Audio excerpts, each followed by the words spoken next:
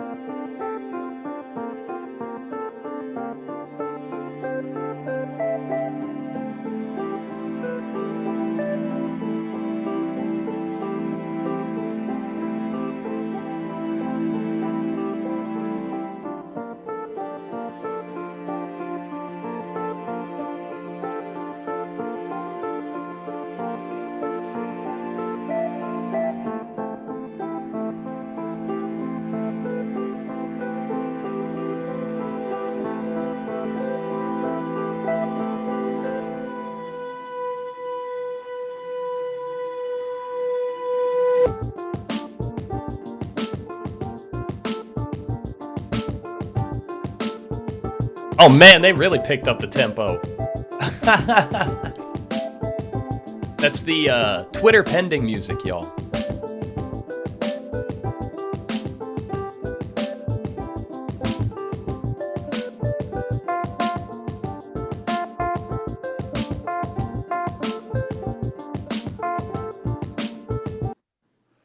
Hey everyone, welcome to our FOMC space. We'll be waiting for Cem to join us.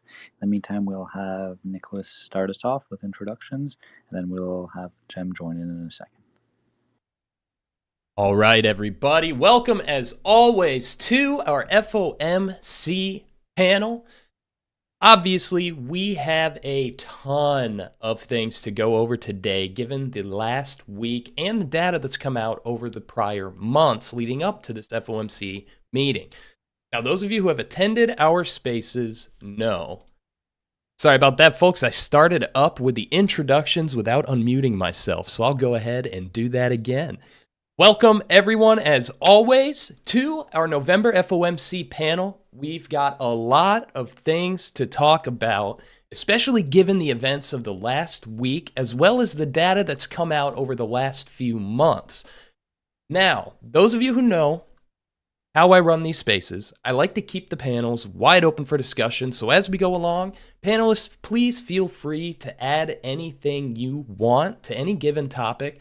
The only request that I have is that we leave our microphones muted while other speakers are talking, just so we can avoid any overlap or feedback or background noise. So if you have something to add, I'm not going to require that hand raise thing anymore because it seems to be broken 9 times out of 10.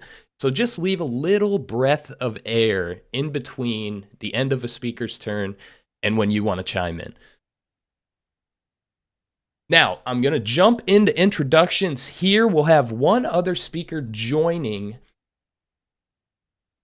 To start us off, we're welcoming back our go-to Fed guy, Joseph Wang. As many of you know, he headed the trading at the Fed's open markets desk, has a great introductory book we always love to plug here on central banking called Central Banking 101, and he's the CIO at Monetary Macro, and he also releases a ton of macro overview videos on his YouTube channel. Welcome back, Joseph. Hey, thanks so much for having me. Pleasure to be here and glad to be on this panel again. We have a lot to talk about, so it's going to be a very, very exciting discussion, I think. Yeah, there's a lot of new factors, I think, that weren't entirely present last time, so I'm pretty excited to get everyone's takes. Next, we've got another friend of our spaces, the Last Bear Standing. He's an expert on markets. He writes about monetary policy and the markets in general on his weekly Substack, which you're not subscribed to. Go do that. A lot of free information, alpha, and feedback can be found in everything Last Bear. Welcome back, Last Bear. Hey guys, thanks for having me as always. It's been a big week, but we still have more to go here, so looking forward to it. Yes, sir. Next, we've got Martin Pelletier. He is the portfolio manager at Trivest Wealth Counsel, an often columnist for the Financial Post, an avid skier, and man, it's nice to have you back with us for FOMC. I always love your takes, man. How you doing? Good. It's nice to be here, and I'm glad that people are still interested in hearing what we're thinking up in Kazakhstan. So I'm looking forward to participating today. Kazakhstan's what it's all about, my friend. Next, we've got Bob Elliot back, another friend of these panels. He's the CIO at Unlimited Funds, the former IC at Bridgewater, and also the PM of HFND. He brings vast knowledge and non-reactionary takes, which, given the last week, I think will be a nice breath of fresh air. Seems like forever since we've had you here, Bob. Welcome back. Nicholas, thanks so much for having me. I've really missed being on these spaces. Look forward to contributing. Look forward to hearing your takes, Bob. Thank you. We'll also be joined, everyone, by another friend of the show, Cem Karsan. You all know him, volatility expert, founder of Kai Volatility. Always love getting his takes on the markets, Vanna, Charm, and flows. So we'll be excited to have him once he's available. So let's dive in. Before we go all the way to the wall here, let's get a quick macro overview since our last FOMC panel back in, what was it? Oh, it's been September now. Now, we have a little bit of data here from the month of October. The total non-farm payroll employment was virtually unchanged at 12,000 for the month. The consumer price index rose 0.2% in the month of September, a year-over-year rise of 2.4% versus an expected 2.3%. And of course, the U.S. presidential election has come to a close with Donald Trump as the victor, leading many to wonder what's next for the Fed, the U.S. dollar, as well as taxes and tariffs. So what I want to do is we're going to dive right into the thick of it right off the bat here. Now, on the topic of the Fed, Donald Trump has said on more than one occasion that Jerome Powell is gone, should he make his return to the White House. Now that the election is over, do we think Trump will hold true to that statement and replace Jerome Powell? And how much do you think these election results will affect the Fed's rate decision today? I do want everyone to chime in on this one, but let's start with Joseph, then kick it around the panel here. So, Nicholas, I think you really hit the hammer on the nail here. What is the new Trump administration going to do about the Fed? Now, with respect to the remaining two meetings this year, I don't think it has any effect. I would still expect a rate cut today and a rate cut in December. But looking forward to what the world might look like next year, I think the Fed would really have to be thinking about what the Trump administration is going to do. Trump says many things. There is some research that suggests that a Trump administration would have a lot more deficit spending, for example, than a Harris administration. And usually we don't take what politicians say that seriously because they're just campaigning. But the difference now is that Trump basically has a popular mandate. He won the popular vote. Looks like he's going to sweep Congress. And of course, the Republicans also have control over the Supreme Court. So it does seem like there's a potential for big changes in how the country operates. So I think the Fed is probably, that's going to make the Fed a bit more cautious in whether or not to cut rates beyond December, simply because they don't really know how much of what is actually being said is realized. Now, when it comes to the Fed independence, I think that's also a really important point as well. Now, Chair Powell's term doesn't expire until 2026, and you really can't remove a Fed chair unless there's cause. That being said, when you have control of Congress, you can do many things to influence the outcome of the Fed. Well, first off, the Fed, of course, being an unelected body, has to obey the popular will. Uh, Not so much, you can say, by law, but of course, as any public agency knows, you serve the public. And so when they see this kind of outcome, they have to be more mindful of what the executive is thinking. Now, beyond that, though, the Fed, the Trump administration, because it has control of Congress, could really shape the Fed. Some easy things they could do, for example, would be to just add more members on the Board of Governors, or kind of like packing the Supreme Court, or they could just explicitly define the Fed's mandate, say inflation targeting to what they want it to be, or they could say, that they could. There's just so many things they could do. They could just honestly make the Fed's life really difficult when it comes to their biannual meetings and so forth. So that is a potential for Congress to, and the Trump administration, to have an impact on what the Fed would do. Now, one interesting thing that's been floated around, for example, by one of the potential Treasury secretaries, is even though Chair Powell doesn't expire until 2026, what if they just nominate and approve the next Fed chair right away, and have that person be a shadow Fed chair going around giving speeches and influencing the market, even though he's not officially Fed chair, right? So that's just another thing they could do. So there's a whole bunch of things they could do if they want to. So what we want to watch is whether or not the Trump administration is serious about having more influence on the Fed. And personally, I think they are, because the Fed is a very powerful government agency. And to be clear, as someone who's worked there personally, they are heavily Democratic. So I can understand if a Republican administration would like to have more control over it. Thank you much, Joseph. Now, Martin, you said recently that a Trump win will have an interesting impact on the FOMC meeting. So I'd love your take here as well. What did you mean by that? Okay, so human emotion really plays a role in what people think and how they forecast. If you take a look at ahead of the election, the top 10 pundits in the space, pollsters and forecasters, only 2 out of 10 said that Trump was going to win, and they got it so very wrong. And I think people are going to get it very wrong again, as Joseph mentioned, within the Fed, very Democratic leaning. And so that's going to have an impact on what they do and how they position themselves. And so maybe we get some surprises coming out of the Fed simply because they're jumping to conclusions, allowing their political biases to drive some of their actions. I hope that isn't the case. I hope calmer and cooler heads will prevail. But human emotion does have an impact. You can see it in markets. You can see it like equity markets, bond markets. And so maybe that will drive what we see today and what we get out of Powell. So certainly it's not something I would discount in regards to future outlook. Thank you, Martin. LastBear, I'd love your take here as well. Yeah, sure. So I just actually saw there was a CNN report within the past hour citing some Trump officials saying that they would let Powell serve out the rest of his term, although subject to Trump changing his mind, it says in the article.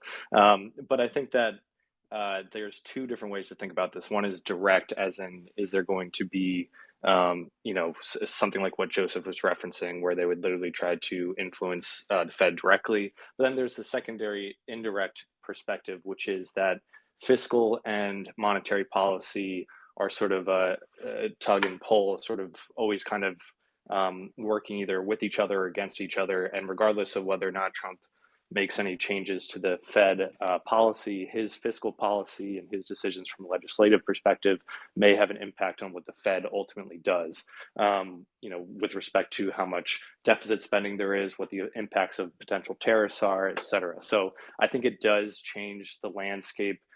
Even if there isn't direct influence, there will be knock-on effects of his fiscal policy that the Fed will have to deal with. Thank you, Last Bear. Cem, welcome. We're just now getting into the thick of it, discussing how we think the Trump victory in the election will affect Jerome Powell's position and affect the Fed's rate decision today. Do you have anything you wanted to add to that point? Absolutely. I have a couple thoughts. One, I really see Trump as, again, history rhymes, as a Nixon-like figure. He is Republican in his party and in his broad view, but much like Nixon, he's a pragmatist, and he's very much somebody who's looking to pull the levers of power to help to gain more, to be able to do more, and he's willing to break things and be unconventional in that approach. And in order to do that, Nixon really did institute a ton of populist policy, while at the same time, importantly, while pulling the levers of fiscal policy for the popular vote, he also pulled the levers of monetary policy in major ways. And I expect that Trump understands the importance and concentration of power that comes with being able to manage and control monetary policy. That is very alluring to somebody who is in that seat and really willing to do whatever it takes to gain more power and make more of an influence. So people respond to incentives, and I find it hard to believe that Trump won't at least try his best to more actively influence the Federal Reserve. Now, whether that means that he will be pulling Powell out of his seat and putting somebody like an Arthur Burns type figure, speaking of Nixon, or finding other means to influence more directly Federal Reserve policy, I feel confident that he will be actively trying to do that. And I think he really, I see him again as coming from Turkey. I have a view of what Erdogan has been able to do. Erdogan, regardless of how you feel about him politically, he engineered a 15 to 20 year period of dramatic economic growth by really trying to run, by running a very hot demand side economic model while still running a very hot monetary policy. And he was able to do that, unlike most emerging markets, due to the external support in the time period he lived in. The U.S. has this exorbitant privilege of the U.S. dollar that really, gives immense ability to do both of those things and to really export inflation and push America first policy. And I really think that Trump is intent to do that. So this is why you're seeing the yield curve steepening. This is why you're seeing the 10-year move forward. I think you're going to see a very, very activist Fed that really tries to push more economic growth over inflation and drives kind of both sides. So that's how I view it right now. I think the market's also speaking pretty loudly about that. We'll see how he does it. Whether Powell has a job or not, I'm not sure. But again, I do expect him to be very, very involved in monetary policy. Thank you for that take, Cem. So before I pick on Bob with the next question, does anyone have anything to add to Cem's additions there at the end?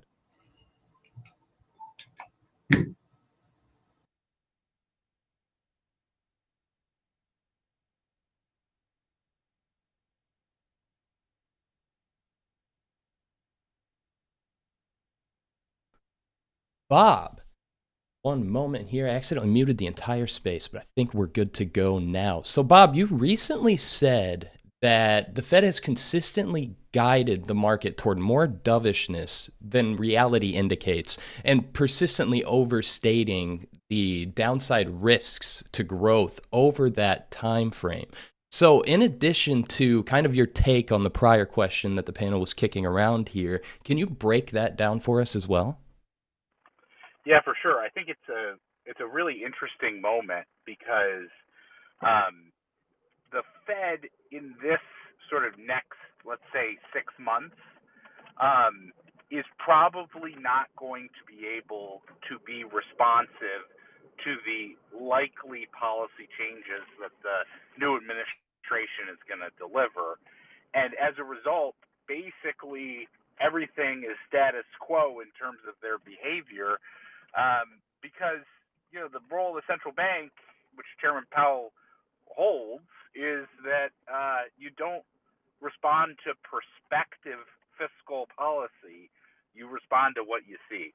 And so I think that's pretty interesting because basically what it's going to mean is continued meaningful easing from the Fed over the course of the next 6 months, and running, basically continuing to support what is already a reasonably hot economy. And then you get 6 months forward, and Trump's various policies and influences will basically put the foot further on the gas. And so I wouldn't expect him to really respond much to the election in the next couple of meetings, even though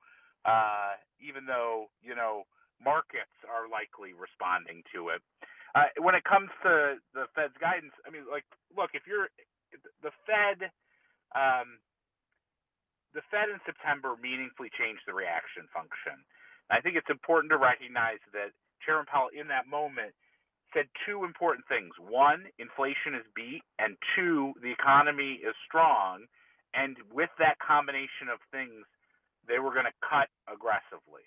And so now, with that reaction function change, I think there's probably very little information that is going to change the Fed's mind or the direction of travel of interest rates here at this point, at least in the medium term. I think the big thing I'm looking at in terms of the meeting is, is there anything that's going to change Chairman Powell's view that that cuts are appropriate? I mean, look, since the last meeting, we got stronger growth, absent that sort of goofy employment report, and we got higher inflation than expected. And so the real question is the Fed going to do something about that or not? My guess is it's, the same path ahead that they have been doing, that they indicated in September, and that's, running monetary policy that's over easy. Thank you, Bob. Cem, I see your hand there. Yeah, I just want to say one thing there. I think I agree with Bob that they absolutely do not want to make any sharp turns. The last thing they want to be seen as, given what I just talked about before, is somehow reactionary to politics. That said, there is 0% chance that the Federal Reserve isn't watching the long end of the curve and thinking about what's going on here. There's no way that the reactions, which are significant, dramatic in the market, don't play a feedback role into policy. Now, there's no way, I would not know way, but highly unlikely that they're going to all of a sudden change their tone dramatically in this or do something different than what was planned. But I would expect December becomes much of a different story. I think they have to start paving the way for thinking about hey, if we're going to cut this time and continue doing what we're doing, and if as part of that, the market continues to push the 10-year to 5 or even higher, which I don't think is unlikely. I actually think that's my base case, that by the end of the year, the 10-year, along with markets themselves, the yield is higher, and that has, they don't want inflation expectations and long-term yields to go higher for a lot of reasons. So I could see the beginning of laying at least the groundwork for, hey, maybe things will be very different than we had talked about in the next meeting. Like, we're data dependent, and then next meeting, if that's the case, really starting to see another pivot. I mean, this is at this point, again, we've talked about this on here as a group. We've been pretty clear about the steepener trade. We have been pretty clear about the inflation trade and the likely resurgence. But this is now transitory 4.0.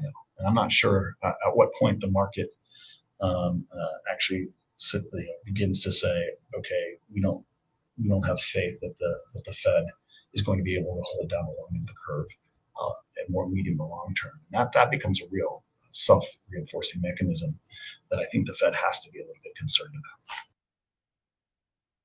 Thank you, Jim. Does anyone have anything to add to that? Should the Fed be concerned today? So I think one thing that I'm looking for this meeting is if there's any commentary on when QT will end. Now, if the Fed is concerned about longer dated interest rates, one easy thing they could do is to just end QT sooner than expected. Now, past commentary by Fed officials have suggested that they will let QT go for some time, but there is enough cover in what we see in the markets for them to justify an earlier end to QT. It doesn't have to be, let's say, the long end. It can just be stuff like volatility in the repo markets on quarter ends, and I expect year end as well. Now, this stuff for people in the space, totally normal, not a big deal. But if you wanted to end QT, you could point to this, and you could point to the RRP balances going lower, and justify it. So hopefully someone at the press conference will ask Powell about that. It's Martin here.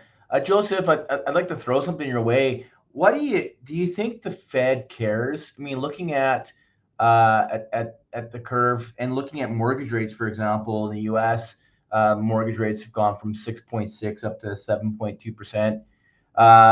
What is the neutral rate? The market is telling you it's much higher than what the Fed is. Like, does the Fed look at those things? Does the Fed care about the curve itself, and does that influence, like you said, their potential for tightening?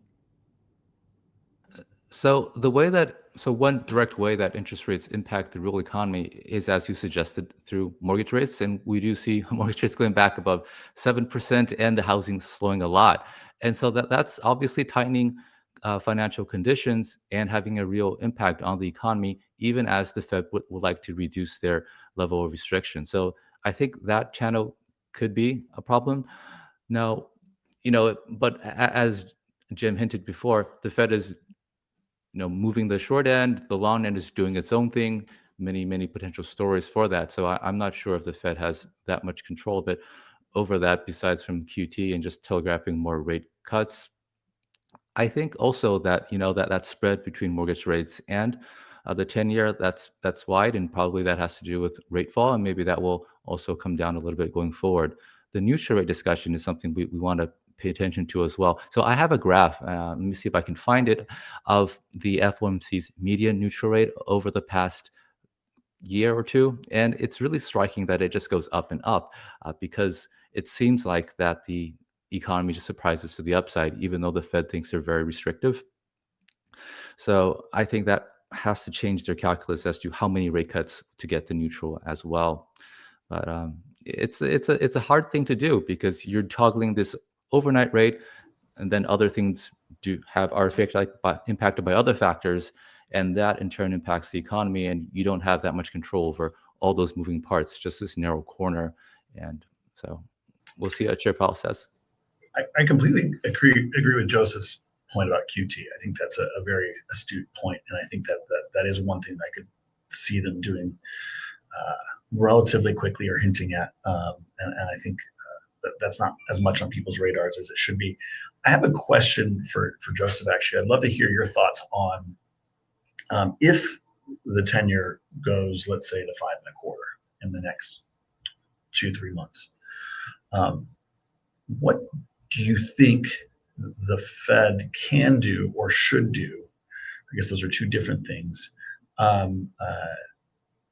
in order to try and control the longer end of the curve? What do you think they're likely to do? I guess would be a third question. Just would love to hear your thoughts, having been in that seat. What you think the reaction function would be in that environment. I think, well, so we've seen the Fed's tools. They have short-term interest rates and the balance sheet tool.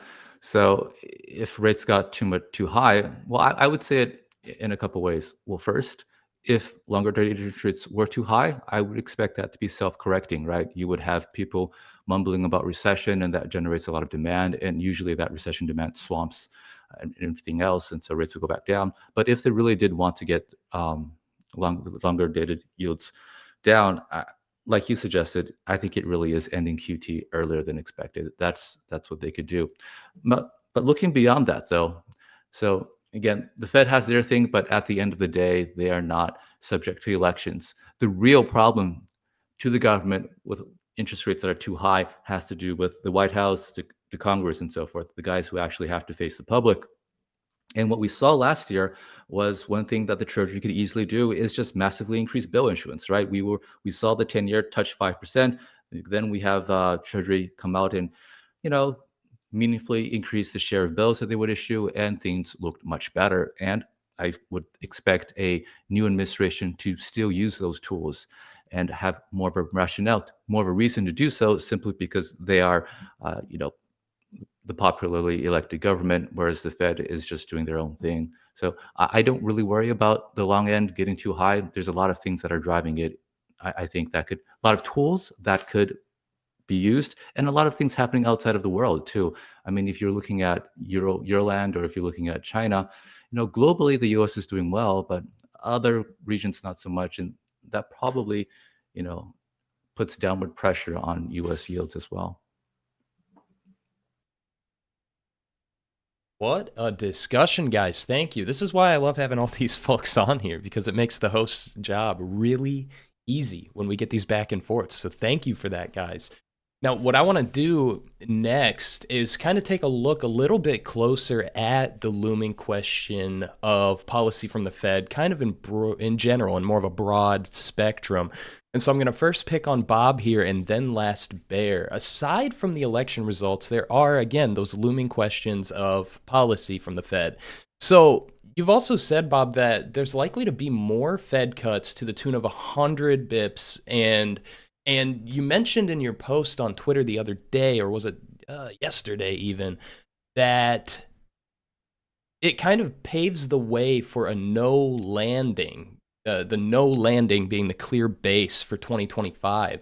So, Bob, you mentioned earlier in your take on the first question that the Fed is likely to continue that rate cutting cycle despite the continued economic growth. And you recently discussed this with Gary Boehm on metals and miners. So I'm curious if you'd care to take a stab at some of that for us, Bob. Oh gosh, you've been catching up on all the things that I'm saying. I see it all, Bob. I see it all. I appreciate. I think that the main question from the Fed's perspective, let's say talking over the next 6-ish months before we get to the administration installed and sort of meaningfully up the curve in terms of policy steps, is what are the set of conditions that would be necessary so that they would essentially meaningfully change policy, not tweak policy in terms of maybe cutting slightly less or slightly more, but meaningfully change policy. And that's where, from what I see in terms of the commentary from Chairman Powell and the other speakers, is I'd say almost like a rigidness around what they intend to do, almost to the point of tuning out whatever data-driven decisions would normally occur. And I think part of the question is, are we going to see any adjustment in the way that they're thinking about things in response to the data over the last couple of weeks? My guess is that the rhetoric will all be basically down the fairway, the same stuff that we've seen, that we saw in September, just continued. One thing I did want to bring up related to QT is, my guess is I can easily see them thinking about stopping QT. The question there is that good for bonds or bad for bonds? I think is a very interesting question to wrestle with, because the stopping of QT is an effective easing from a quantity perspective. And I know that the Fed doesn't think about it that way, and so that may be a reason why they might slow QT if they see bond yields move up, or stop QT. But given the fact that that's basically less asset sales, I think that's stimulative to the economy, certainly to the financial part of the economy, and that could basically backfire in terms of adding more stimulation to an economy that's already seeing cuts on the short end, and likely to see support from the fiscal side as well.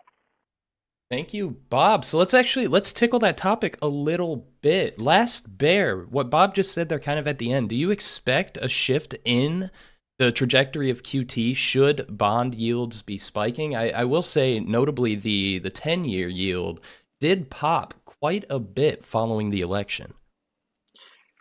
Yeah, I would say that the biggest driver probably to impact, and this is kind of the way that the Fed has talked about QT, has been less to do with long-term yields or the yield curve and more to do with sort of the ample reserve type regime, where they're looking at the reverse repo facility, they're looking at sort of the leverage in the banking system and trying to find the level at which, you know, they're trying to bring it down as much as they can without creating an issue.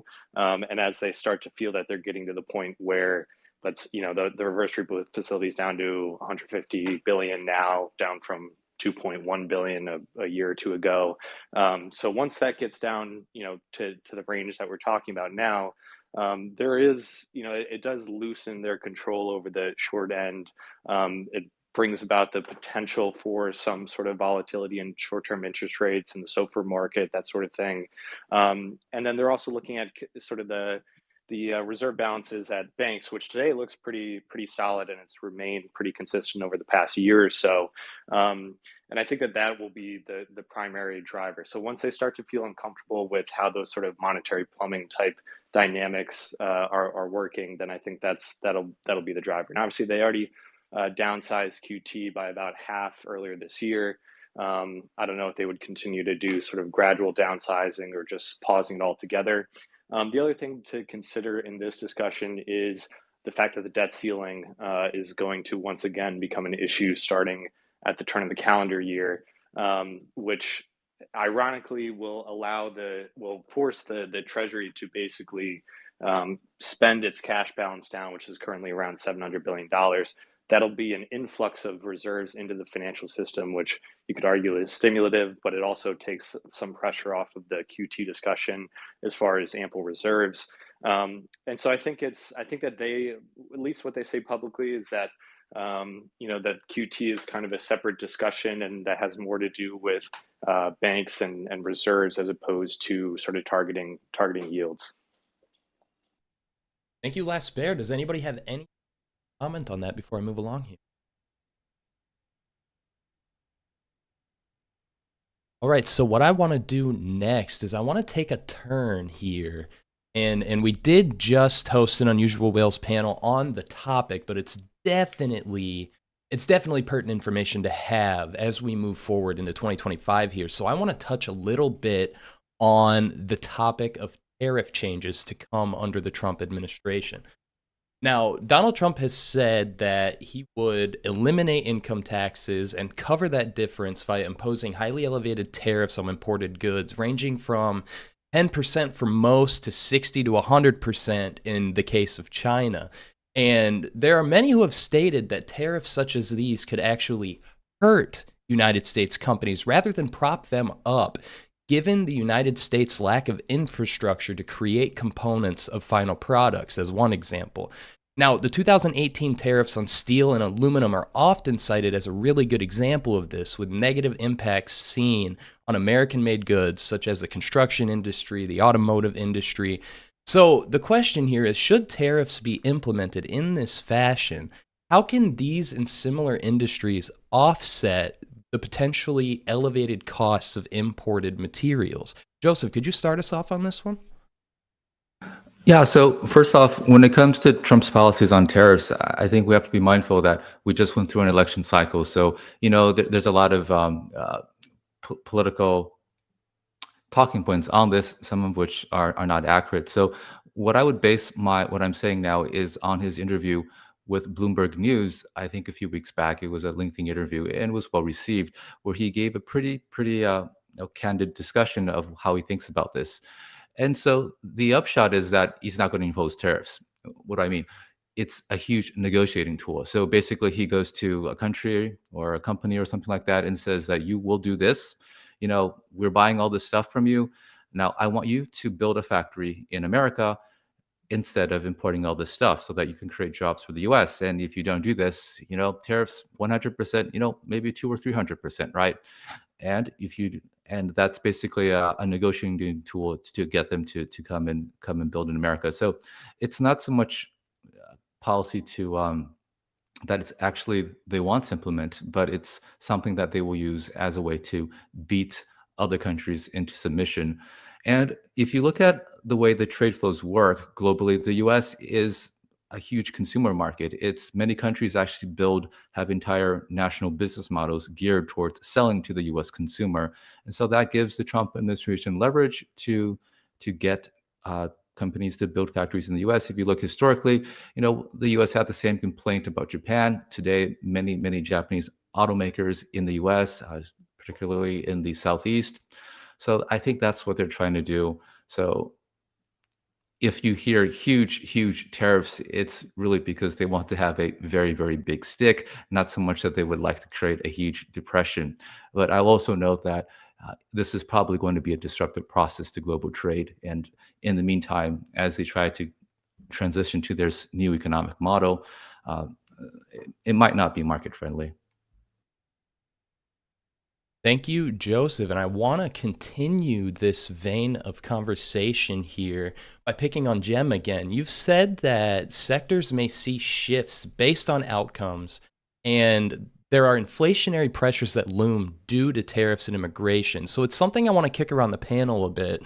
But Cem, can you outline the potential for inflationary pressures should Trump's tariff ideas come to fruition? And as a bit of a tag on here, how do we navigate those potential effects versus the possibly disinflationary factors such as more oil supply? Yeah, so inflation is not a monolith. We talk about it as one thing, but it has different components, both secular and cyclical components, as well as core, non-core. We've called them, but the reality is different pieces of inflation can be very different in this process, and specifically to your original question, labor inflation, right, is and things tied to labor inflation are the largest, most secular kind of hotspots that I think will continue to accelerate. Regardless of how you feel about immigration, in the last 4 years, it was the release valve on what has been already incredibly hot labor inflation and structural trends that are only accelerating there.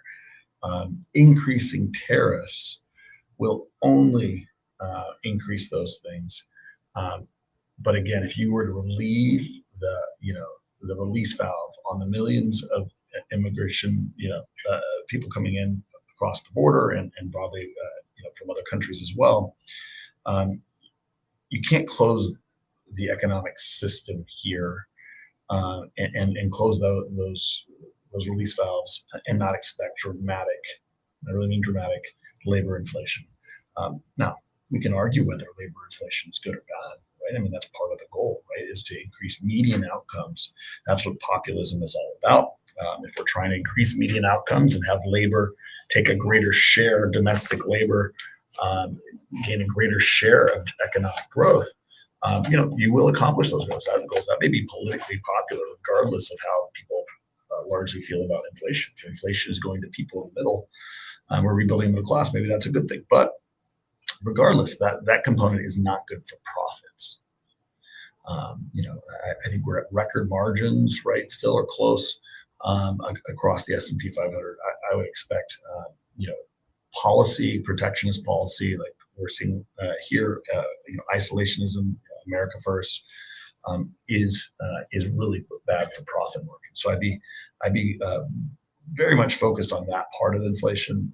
The commodity piece, I think, is interesting. It's definitely less one directional. I've been very clear for some time, several years now, that the play in energy and commodities, like industrial commodities, is really to sell puts. As much as when volatility initially spiked on those things, these are not things that are likely to go convex, because there's very much a push-pull that happens in these types of environments. One, you have on one end, you do have deglobalization, and obviously China's growth and the emerging market growth has played a huge role in commodity demand, and that is deflationary for commodities writ large. Right, global demand is not likely to be higher than it was. That said, you also, in times of deglobalization, get an inefficient flow of commodities across borders. They become a bit of everybody's is stockpiling and hoarding commodities in a way to help preserve their strength and their freedom in their countries, right? And that's what we saw in the 60s and 70s. We saw an OPEC crisis. Now, the U.S. Specifically is in a different circumstance than it was in the 60s and 70s. It has dramatic more supply than it needs. But these commodity shortages and their source of power will create dislocations in commodity markets. And even if energy is well supplied, you're likely to see the bludgeon of other commodities, which are not in well supply in certain places, not move as easily. So I would focus on commodities that are very localized to certain countries. And I would expect those countries to use that competitive advantage against other countries in this type of competitive global environment. I also, tied to that, I would expect geopolitics to continue to. We're not going to have despite what everybody thinks here now, what you're hearing short term from the Putins and the Irans and the Chinas of the world. I don't expect a downtick in global conflict. I think that we're in a secularly increasing global conflict time. You can't be increasing tariffs and closing borders and being more isolationist and running a strong dollar, doing all those things and not expect more global conflict. So I think commodities are more of a push-pull. I'd be selling puts. I still think they have more strength. I know Cal would disagree with me on this, but more strength than weakness. Precious metals, on the other hand, you have to be long convex. Calls on much more strong bullish dynamics because it's more of a currency, dollar as well. These types of things, Bitcoin, are going to continue to move higher. But that's my view from an inflationary perspective. We can speak to housing. That's the other big element. But housing is much more tied to labor and labor strength, and probably interest rates going higher. I do think that'll continue to be an inflationary source of inflation, a structural issue there. Government is going to, regardless of how they feel or what they want to do, they're going to be forced politically to enter that fray. I think Donald Trump expects some big housing policy from Trump. How much of that will be supply side, which is in line with his kind of brand, versus demand side is yet to be understood. But I do think that those are the two areas I would continue to be focused on, both tied to labor and protectionism. Thank you, Cem. And there's actually a few points there that I'm going to want to follow up on after I pick on LastBear and Martin here, just again on that topic of tariffs. And then I want to get back to the potential effects of immigration, potential other inflationary aspects that might be coming to fruition. But first, another concern with tariffs is that of trade retaliation, right? That notion that should the United States make it overly expensive to ship goods and materials to sell in the United States, other countries might respond in kind by imposing tariffs of their own on the US, thus reducing access to foreign markets. And so, Last Bear, I'm curious for your perspective here. How much of a concern is that should more tariffs come to fruition? I think, as Joseph mentioned, that how Trump has talked about it is first as sort of, or as the stick to negotiations, and we obviously need to see how that actually plays out in practice, using tariffs as a threat to sort of renegotiate trade deals, which I think is sort of what we saw last time around with Trump's presidency. I think total imports to the U.S. is about a little bit in between 10 and 15% of total economy, or total GDP. So obviously there's going to be, to the extent that you have tariffs, you could argue that that's going to be an inflationary impact. I think Sem's point around immigration is also a big one. Going from, I think one of the biggest benefits, and that partially helps explain the difference between payroll data and sort of household level employment data, which has diverged substantially over the past 2 years, has been a result of the migration, which we don't have firm figures on it, but let's say somewhere around 10 or over 10 million people, which has helped for labor supply issues. If that comes to a halt, or even reverses with some level of deportation or something like that, you could see that pressure starting to come back into the labor market. At the same time, we've also, the flip side of that is that the labor market has been a concern of the Fed, that sort of deteriorating labor demand, sort of normalization of labor demand, is one of the factors that the Fed is concerned about, and markets have been periodically concerned about this year. And so, ironically, maybe the reduction of net immigration helps stabilize that and keeps us on a more steady path, as opposed to ongoing deterioration there. Obviously, in the first Trump term, there was tariffs imposed, like the steel tariffs and others that people mentioned. I don't think that we saw inflation tick up in those periods as a result. But obviously, we're in a different environment now, post-COVID and post. We're definitely in a different world than we were sort of 6 years ago. So I think we need to wait and see, and sort of reserve judgment on inflation, because it's not the only factor at play, right? There's so many different factors, from commodities to labor supply, all those sort of things. So I think it's tough to make a directional perspective on that, or say that that's going to be a 2 or 3% increase on inflation and totally throw off the Fed's mandate. Thank you, Last Bear. And you hit on a few points of immigration that I am going to circle back to. But first, Martin, I'm curious for your perspective here as a Canuckastadian, as you said. What could we expect to see in terms of the U.S. neighbors? What should Canada expect, if anything, should the U.S. levy these tariffs? We have to look at who the biggest trading partners are. And Mexico, Canada, and China are the top. And Mexico and Canada, just because of our location, are the largest exporters. So we had no one's been talking about it, but I'll mention it now. The Canada-U.S.-Mexico trade agreement was done in 2020. You look at that's coming up in 2026 for renewal here. And going back to what Joseph had said, tariffs being used as a tool or a threat. And that's just straight out of the deal. And we got this agreement done in 2020, and in 4 years, trade between Canada and the U.S. has increased 46%. And so it sounded quite threatening at first. In the end, it actually, doing a deal with Trump for Canada, in the end, it worked out okay for both parties. Now, 77% of our exports in Canada go to the U.S. So it's critical for Canada, especially with their economy struggling, and being nowhere close to what's happening south of the border in your neck of the woods. So, but what's really interesting and is 30% of those goods exported is energy, and Trump is very pro energy. And one of the first things he did last time he took office was the Keystone Pipeline. Who knows if that's going to get resurrected or not? But certainly the appetite for Canadian type of crude, the heavier crude that we have, is quite strong around the refinery complex.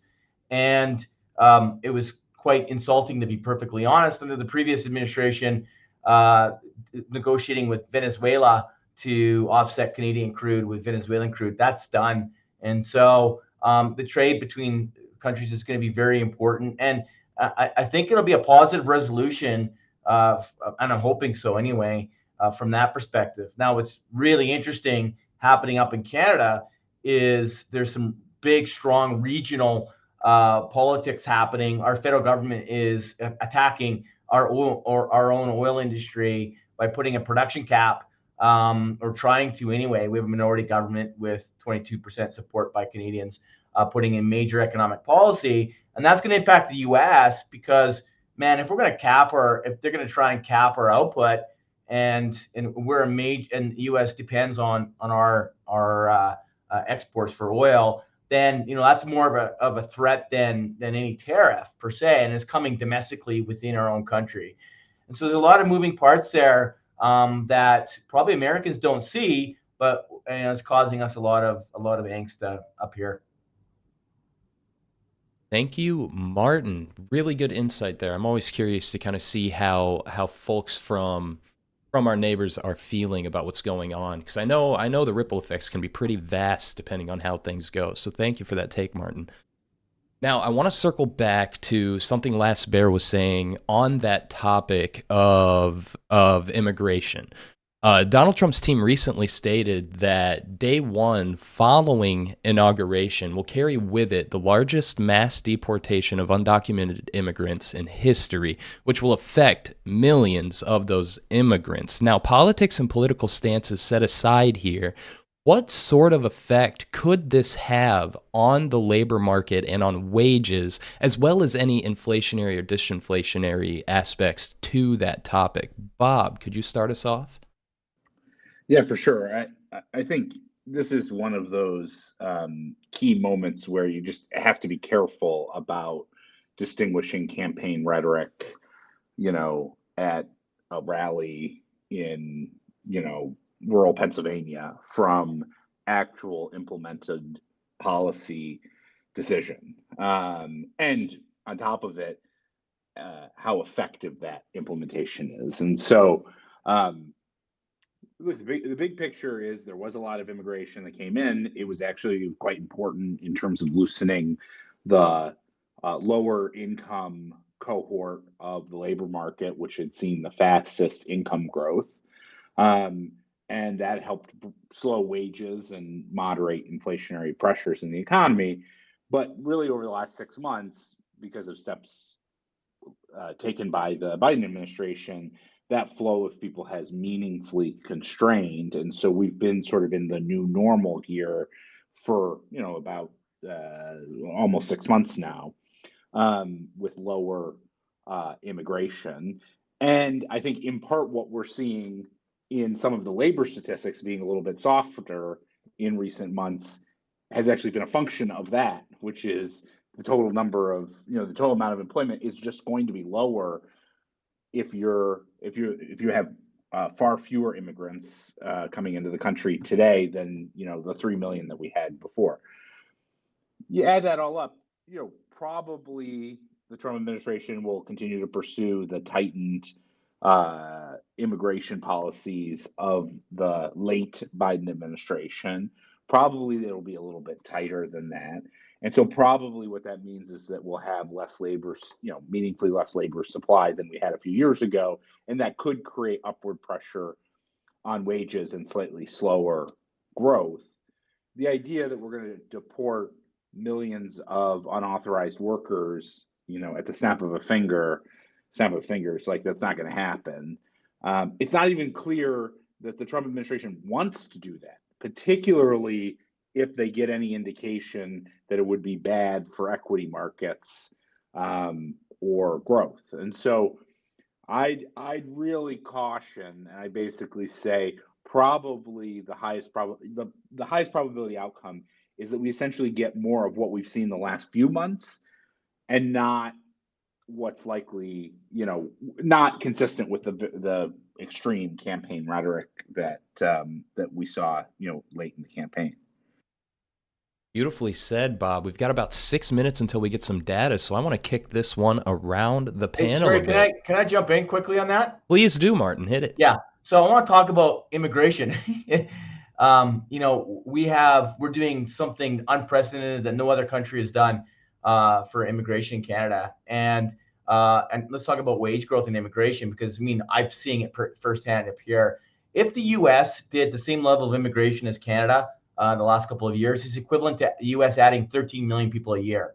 So let's just really think about that. And so despite our massive immigration, our wage growth was at 4.6% this year, exactly the same as the U.S. So we had multiples higher on a per capita basis of immigration than the U.S. and had exactly the same wage growth.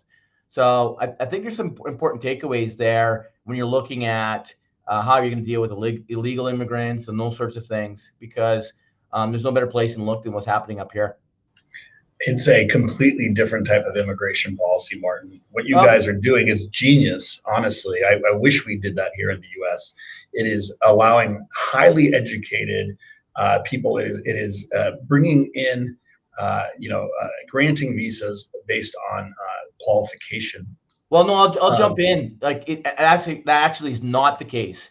If you look at temporary residence,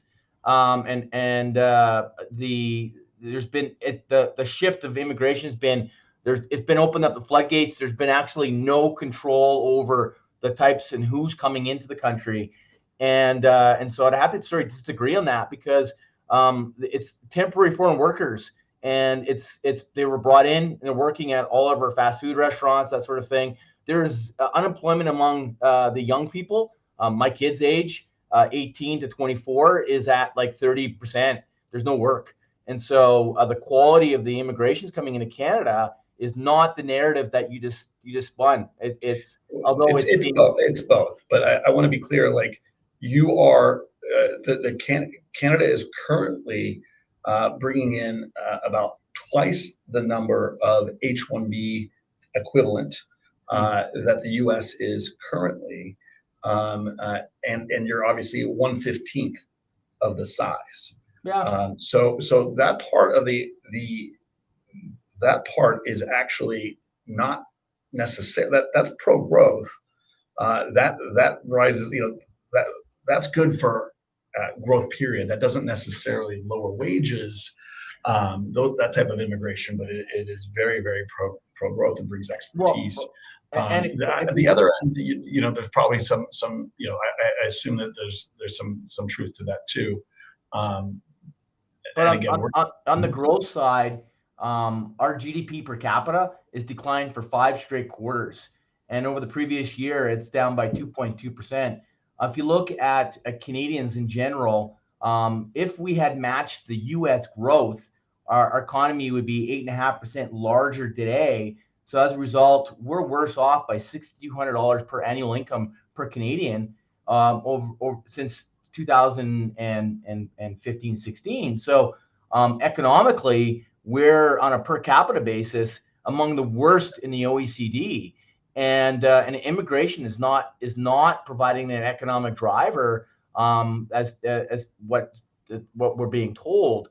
And so this is a major contentious issue up in Canada. Our economy is just doing so poorly, and it's contracting on a per capita basis. We're not seeing any benefit to the massive amount of immigration. At the same time, the resources being placed on the provinces. We have a housing crisis and an affordability crisis that's unmatched anywhere else other than Australia, maybe.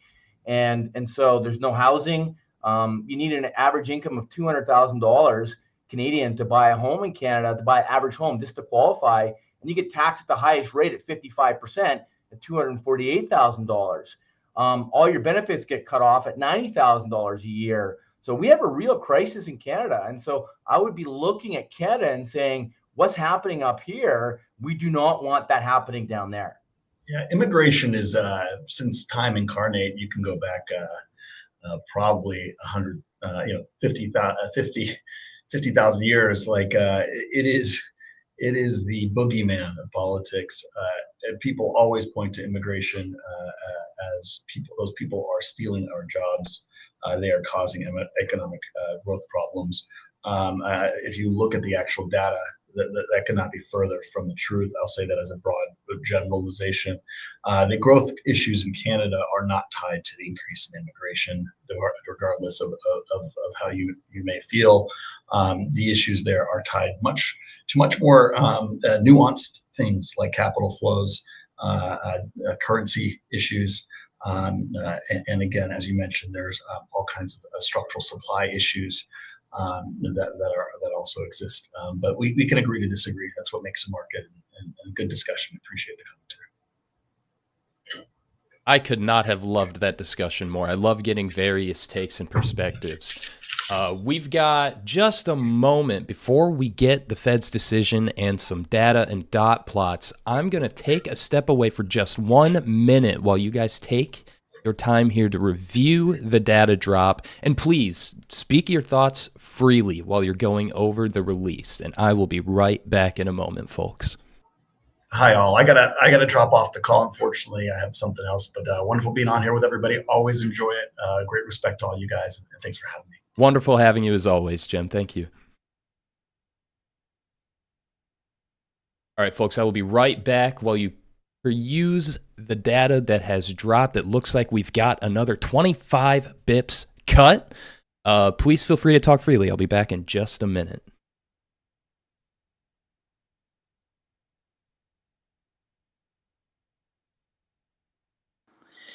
Joseph, on the 25 basis point cut, what are your thoughts so far? Well, this is broadly expected. So market is pricing in this. So I don't think it's a surprise to anyone. I would focus, and of course, I'm looking for a red line for the statement, but I don't think doesn't look too much different here. I mean, yeah, risks to employment inflation are roughly in balance, right? That's basically attentive to both sides of the dual mandate. Yeah, I really want to see the press conference, right? Yeah, I mean, this like looks like they kind of mailed it in in terms of the statement. Oh, here we go. Martin, thank you for sending through the. Also on the immigration thing, Bob, like Bob mentioned, a lot of this is campaign stuff. It's really hard to know what's going to actually happen. I mean, Trump went on the All In podcast and he's like, if you graduate from a U.S. college, I want to let you work here. And that made everyone's eyes light up on that podcast. But then that's a lot of people that would be coming into that country. In fact, I think in Canada, for example, they have something comparable where you graduate from a Canadian university, you get to work there. And so. I think that's a good example that speaks to the fact that it's campaign rhetoric. It's like on the All In podcast is saying we want to hire, college graduates from elite American universities, and who's the audience of the All In podcast versus campaign rally in rural Pennsylvania, and let's say the language is different, right? And more than anything. He's shown that he knows how to meet the audience that is in front of him, and so that's why you just have to be super careful about translating rhetoric into policy. And I'm looking at the data from the election. It looks like the Latinos broke for Trump in a pretty big way, especially the Latino men. Maybe that changes how he thinks about this as well.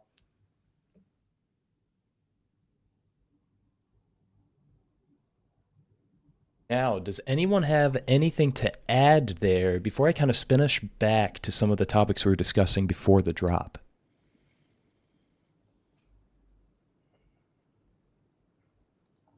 All right, I want to touch a little bit more on that topic of immigration and kind of spinning it back to, potential strains that can occur.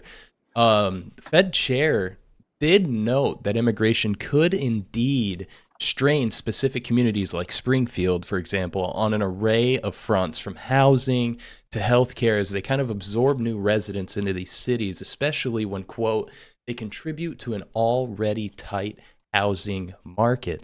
And I have some questions about housing specifically, but Joseph, could you give us some of your take there?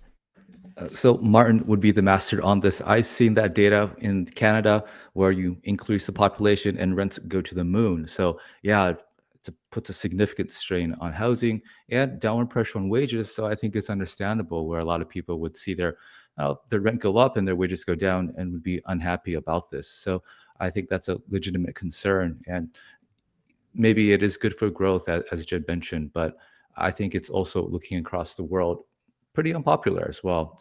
Now, one other thing that I would note is that it's, if we have fewer migration, it's probably going to be inflationary because wages will go up.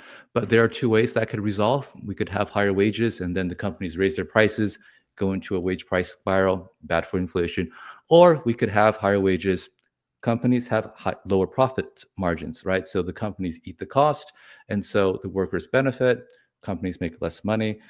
So that's also possible. That's actually what's happening in the Euroland right now, actually. There's a pretty good presentation on that I saw recently from the ECB, whereas the increases in labor costs there have largely come at the expense of profit margins. Now, if you look at the US, profit margins are pretty good. Companies are making a lot of money. So if we have the competition policy right, that is also a possible outcome where we could have more people, but also be it not inflationary. So we could get growth and not huge inflation. Also, I have to I have to go to a TV thing right now. So thanks so much for having me. It's a pleasure being here. Talk to you guys next time. And as always, thanks for coming and being here, Joseph. You're an invaluable asset to these panels, so I always appreciate having you. So Martin, he did mention you, and I think I agree with him. Do you have something you want to add to any of Joseph's thoughts there? Yeah, so just for some context, I'm very much pro-immigration, absolutely. And especially in a country like Canada where we need to grow our population. But the way it was done, it's the cold hard truth is it was done with under guidance of McKinsey Group and a fellow by the name of Barton. And it was done in a way that it opened up the floodgates with zero to little screening being done as to who's coming in and how are they coming in. I would meet people, for example, from India playing basketball in the park, and we're playing basketball, and they're like, what's going on with your story? And they're like, well, we came in, we paid $30,000 to $40,000 a year to get into some community college, which may or may not, actually do any college work, as a means of buying their way into the country and in buying properties, driving up rents and overall costs. And so if you look at the main argument, looking at who's supporting who, we have a very young demographic grouping that voted for the extreme left Trudeau, and now they're actually going to the right with Pierre Poilievre, and they've completely shifted over because they're looking at their lives and saying it's a lot worse off than it has been. And I think the same thing happened in the U.S. And that was underestimated, that people are looking at maybe it was the African American vote, the Latino vote, different groupings, but they said our life has been worse off the last 4 years. We're not better off. Our cost of living is that much. And in Canada, there's, like I had mentioned, the unemployment rate among young people is astronomical. It's quite high. And you can't find a job as a young person to pay your way to go to university, let alone even get into university because there's no spots. And so, just honestly think about it. If you let 13 million people in the country unchecked about where they're going to come into, it's going to create some challenges. And so, having immigration being a topic among young people or disenfranchised people is one that's worth having without placing the blame. And so that will drive policy, and it's just something to consider. I mean, definitely take a look at what's happening up here before you do anything, and just say, okay, how do we take a measured approach? How do we do things like they did in Canada, but much better, and find out the failings, because there's a lot of failings that have happened. Beautifully said, Martin. Thank you. What I want to do next, we've got 22-ish minutes before Jerome gives his presser on the FOMC decision. I want to kick some stuff around in relation to equities and the markets at large. I'm sure a lot of listeners here would love to hear some of this, so I definitely want to touch it. I'm going to start here with you, LastBear. In your recent publication, quote, The Volatility Divergence, you mention that while equity and indices are not perfectly negatively correlated, this level of what you said was extended divergence is rare, citing 3 months of consistently higher stocks and consistently higher implied volatility. Can you break down what that means for us a bit today, LastBear, and maybe touch on, as you put it, why now, when actual realized volatility remains low and equities are trading near highs? Yeah, so I think we already kind of have the firm answer. Deeper in the article, I kind of come to the conclusion that a lot of it is likely election related sort of uncertainty, and obviously, with a decisive election result on Tuesday night, we saw the VIX and all sorts of implied volatility get crushed, which was a lot of people would say that was a consensus perspective, but obviously it still happened in exactly the way that one might expect. So coming into the election, we had actually really low realized volatility on a backwards looking basis, but all sort of measures of implied volatility and tail risk were quite high. And a lot of the rally that I think we've seen, especially on Wednesday in the pre-market and just throughout the day, obviously some of that might be a perspective on Trump. A lot of that also is just election uncertainty wearing off, implied volatility is getting crushed. And obviously the impact of that is a sort of a boon to stock prices. So I think that was a lot of event risk that had kind of gotten baked into the market over the past month or two, and we've seen that wear off and seen the benefit already in equities. And I think kind of as we came into and post the election, a lot of those concerns might have been quelled a little bit, because one of the main concerns that were being voiced was that if, for example, yields continued to rise, stocks would begin to roll over a bit. And following the election, the equities markets obviously did seem to kind of blow off the top there. We've got all-time highs almost across the board. And so, Bob, to continue on this, you recently posted that the markets were pricing in a Goldilocks scenario of strong growth, easy monetary and fiscal policy, and low inflation pressures. You followed that up to say that there's no real reason to begin legging into new positions quite yet. So I'm wondering, Bob, could you walk us through that? What are you seeing in equities as of now? Well, I think we're in a period of policy uncertainty, and I think a lot of the sort of the itch is to start making bets rather than sit on your hands and recognize that you gotta learn a little more about the various policy measures that are likely to occur. And I think today kind of wraps that up by seeing whether or not Chairman Powell endorses the continuation of cuts in over easy monetary policy, despite the higher than expected inflation numbers and the stronger than expected growth numbers that we've seen.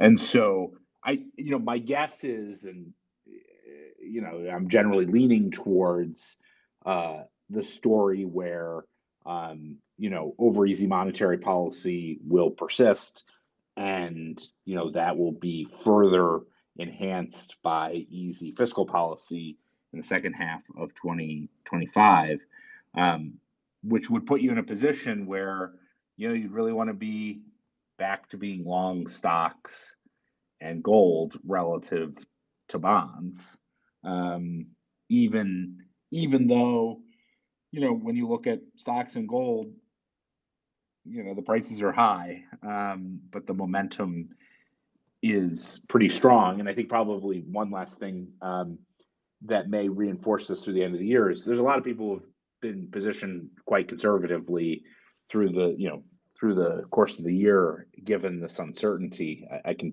speak from experience in terms of our measures of hedge fund exposure. There are a lot of funds that are still underweight equity risk, or were as of a couple of days ago, and that they've underperformed relative to the indexes, either explicitly or implicitly, and that we could easily see a situation where professional managers have a bit of a FOMO catch-up trade here through the end of the year, given the set of circumstances that we're seeing, which would, bring forward those positive equity gains. That's kind of the combination of things that I'm seeing right now. Thank you, Bob. Let's tickle a little bit more on what you said about gold, because you had noted in the past gold is really holding in there considering the substantial rise in the long end. And so I kind of want to follow up on gold here a little bit with you, LastBear. What are your thoughts on gold now? We've got a little bit of a pullback from its highs going into and following the election. Is that seemingly endless series of ever new all-time highs over? What do you expect from gold? Yeah, I think it's tough. I don't know that I have a firm market prediction on gold, but I do think that gold responds quite well to easing monetary policy, which continues to be the case. Obviously, we saw that yet again today, and I think we should expect to continue to see rate cuts coming forward. And if we're talking about sort of the Goldilocks scenario that Bob laid out, if you have a situation where you see stock prices and asset prices more broadly continuing to benefit from an economy that's remained intact and fiscal policy that's quite strong and monetary policy that is only easing, then it's a supportive backdrop. Obviously, we've seen gold go from 2,000 to 2,700 over the past year or so. That's been quite the run. I don't know that it, how whether it'll be as vertical of an ascent from here, but I do think broadly that gold benefits from the same sort of asset price inflation dynamics that we see in other assets. I know that there's a chart that was going around recently that showed the total return of, not total return actually, but just price return of gold versus price return of the S&P 500. Obviously, that doesn't include dividends and reinvestment and whatever, but that those are basically matched from when we broke the gold standard in the early 70s to today. And I think that obviously some people don't like that comparison, but I think that there is some merit to the fact that when you have sort of hard assets, whether it be real estate or stocks or gold, they sort of benefit from the same sort of tailwinds. So I guess that's sort of my perspective on gold, but obviously also recognize that the precious metals more broadly, silver, gold, have done quite well so far this year, and I wouldn't be surprised, particularly if we continue to see pressure on the long end from rates, that those gains become a little more muted. Thank you, LastBear. Bob, comments there before I move on to Martin? Well, I think that on gold, I just, it's so many people are focused on the price, like, well, the price is high, and that synthesis that LastBear just said, which is, it's not exactly right, but basically, I mean, it's not on a total return basis, it's not exactly the same, but there's a case for, gold has done pretty darn well over 1, 3, 5, 10, 20 and 50-year timeframes in terms of being a complementary asset to a portfolio. And here's the simple reality: is nobody holds any gold. 95+% of advisor directed investment accounts have literally zero gold, and of those that do, the average is like less than 1%. And so it just doesn't. And at the same time, bonds are sucking wind, and have been for several years. It would not take that much reallocation or inspiration, let's say, to improve diversification in portfolios to keep that bid under gold. And in that sense, gold is like a very different asset than stocks, because essentially everyone's exposure to stocks is at all-time highs. It could be good. I think there's good reason in the future why it might be, the economy or the environment might be supportive to stocks, but people's exposure to gold is de minimis. And so two very different assets from a sort of strategic allocation perspective. Beautifully said. And since you mentioned it, I do want to touch a little bit on that market participation at all-time highs, while again, equities are also very much at all-time highs in many cases. So This will be probably our last question before the presser because I think it's going to be a nice long discussion depending. And if not, don't worry, I got more. But Martin, you recently wrote in Financial Post about hedging against this euphoric phase in the markets where growth expectations are at all-time highs with valuations close behind. And you noted that investors as a whole don't seem terribly concerned with this. You noted that, quote, we've learned that when very few expect anything to go wrong, something usually does. And when it happens, it can have an outsized impact on the market. So as a two-parter here, Martin, first, are valuations indeed too high and a market-wide pullback or correction on the horizon? And second, how do investors hedge their positions should the euphoria, as you put it, rapidly dwindle? Wow. Okay, that's a good one. So that was written before the election, and so I've kind of tempered my response, my view a little bit on that. So I'm not as bearish per se.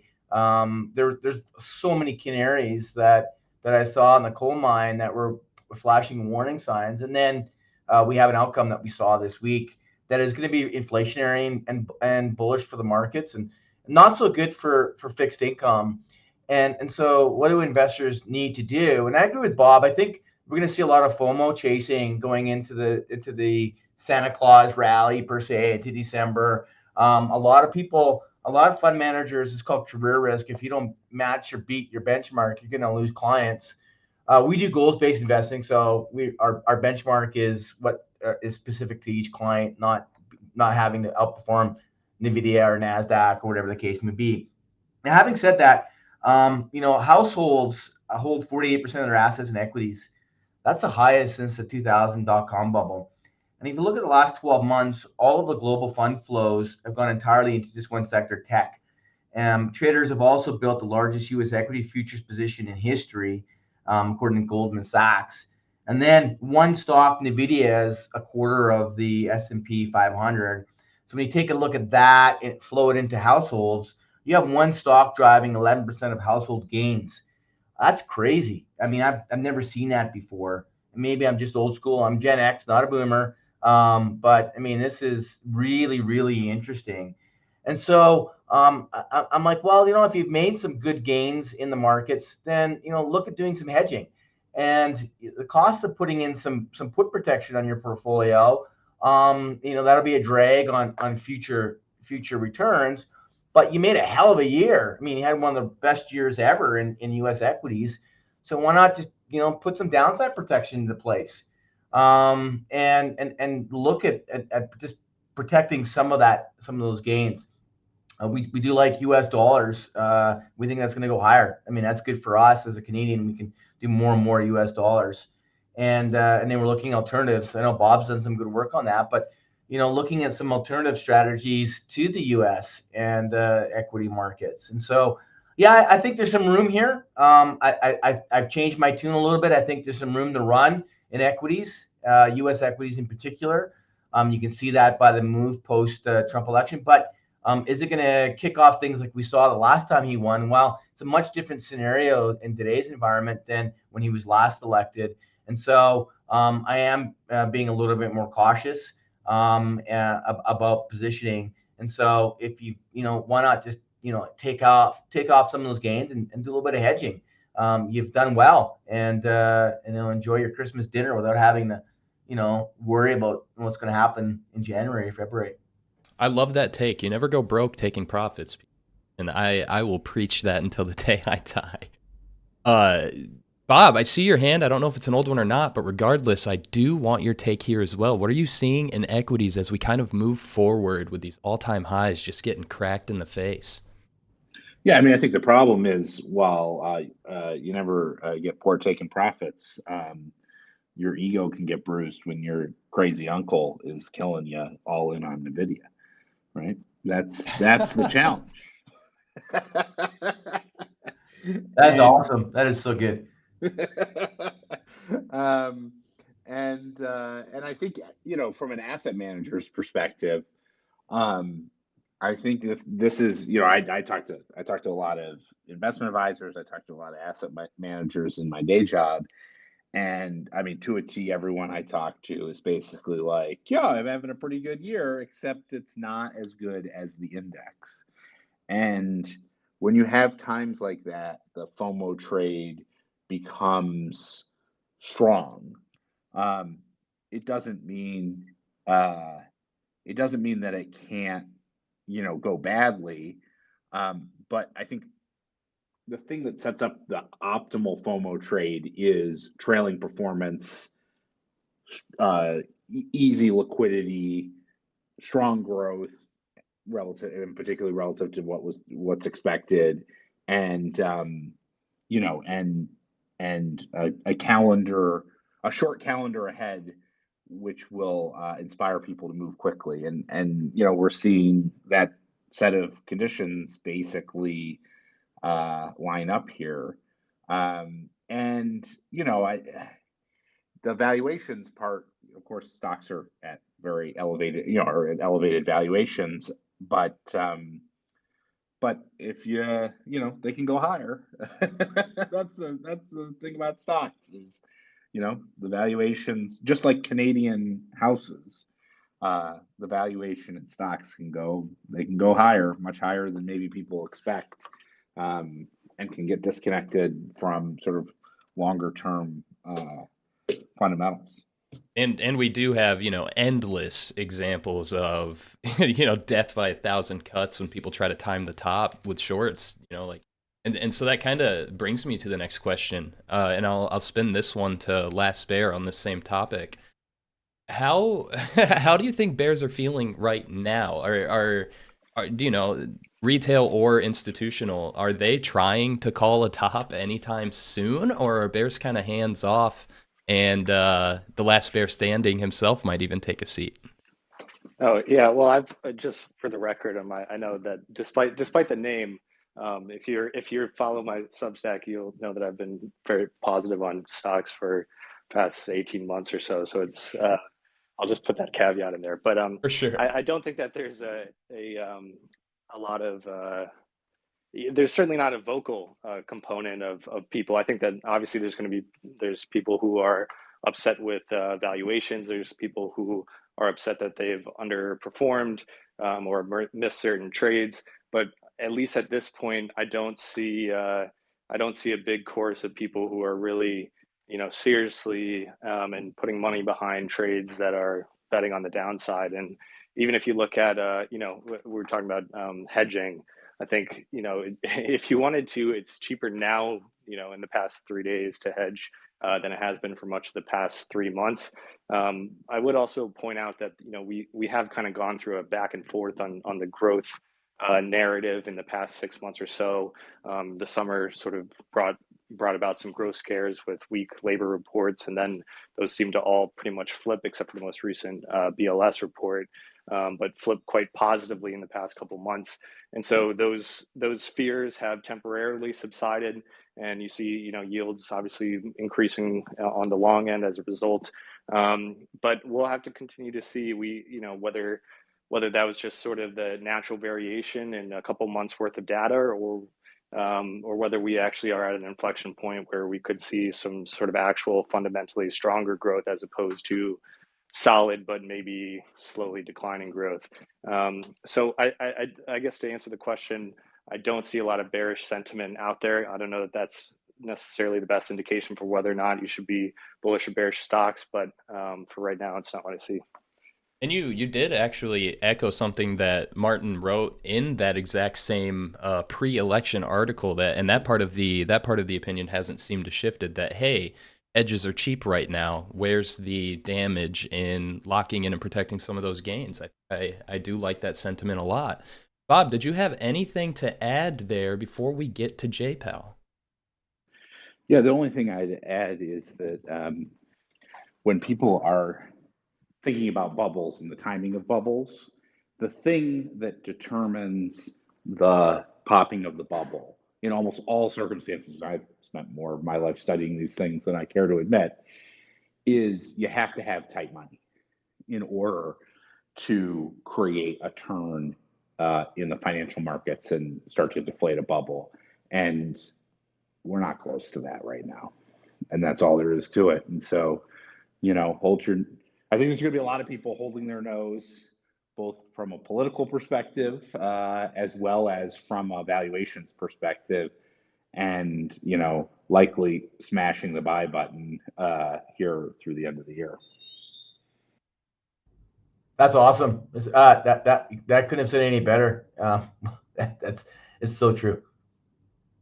Yeah, I don't think I have a whole lot to add there as well. And you guys know that I'm pretty much always going to defer the folks on the panel on most of these topics. I'm just some guy who likes options flow, So we've got a little under a minute before Jerome Powell's presser begins. So, everybody, thank you for coming and listening today. Obviously, thank you to our panelists. If you're not following them or paying attention to their publications, you definitely should. These guys have so much to share and teach, and obviously we have a lot to learn about the macroeconomic climate and how things are looking moving forward.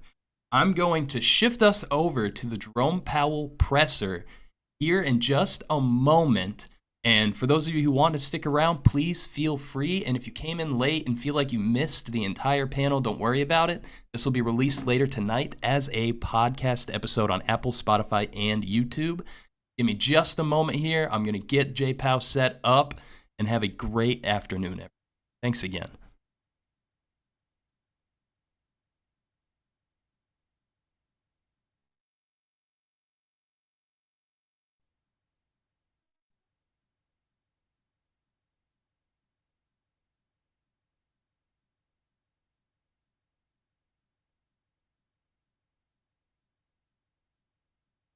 And click on About the Fed. Good afternoon. My colleagues and I remain squarely focused on achieving our dual mandate goals of maximum employment and stable prices for the benefit of the American people. The economy is strong overall and has made significant progress toward our goals over the past 2 years. The labor market has cooled from its formerly overheated state and remains solid. Inflation has eased substantially from a peak of 7% to 2.1% as of September. We are committed to maintaining our economy's strength by supporting maximum employment and returning inflation to our 2% goal. Today, the FOMC decided to take another step in reducing the degree of policy restraint by lowering our policy interest rate by a 1/4 percentage point. We continue to be confident that with an appropriate recalibration of our policy stance, strength in the economy and the labor market can be maintained, with inflation moving sustainably down to 2%.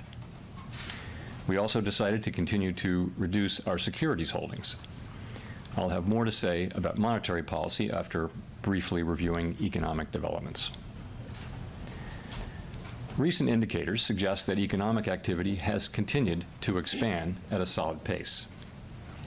GDP rose at an annual rate of 2.8% in the third quarter, about the same pace as in the second quarter.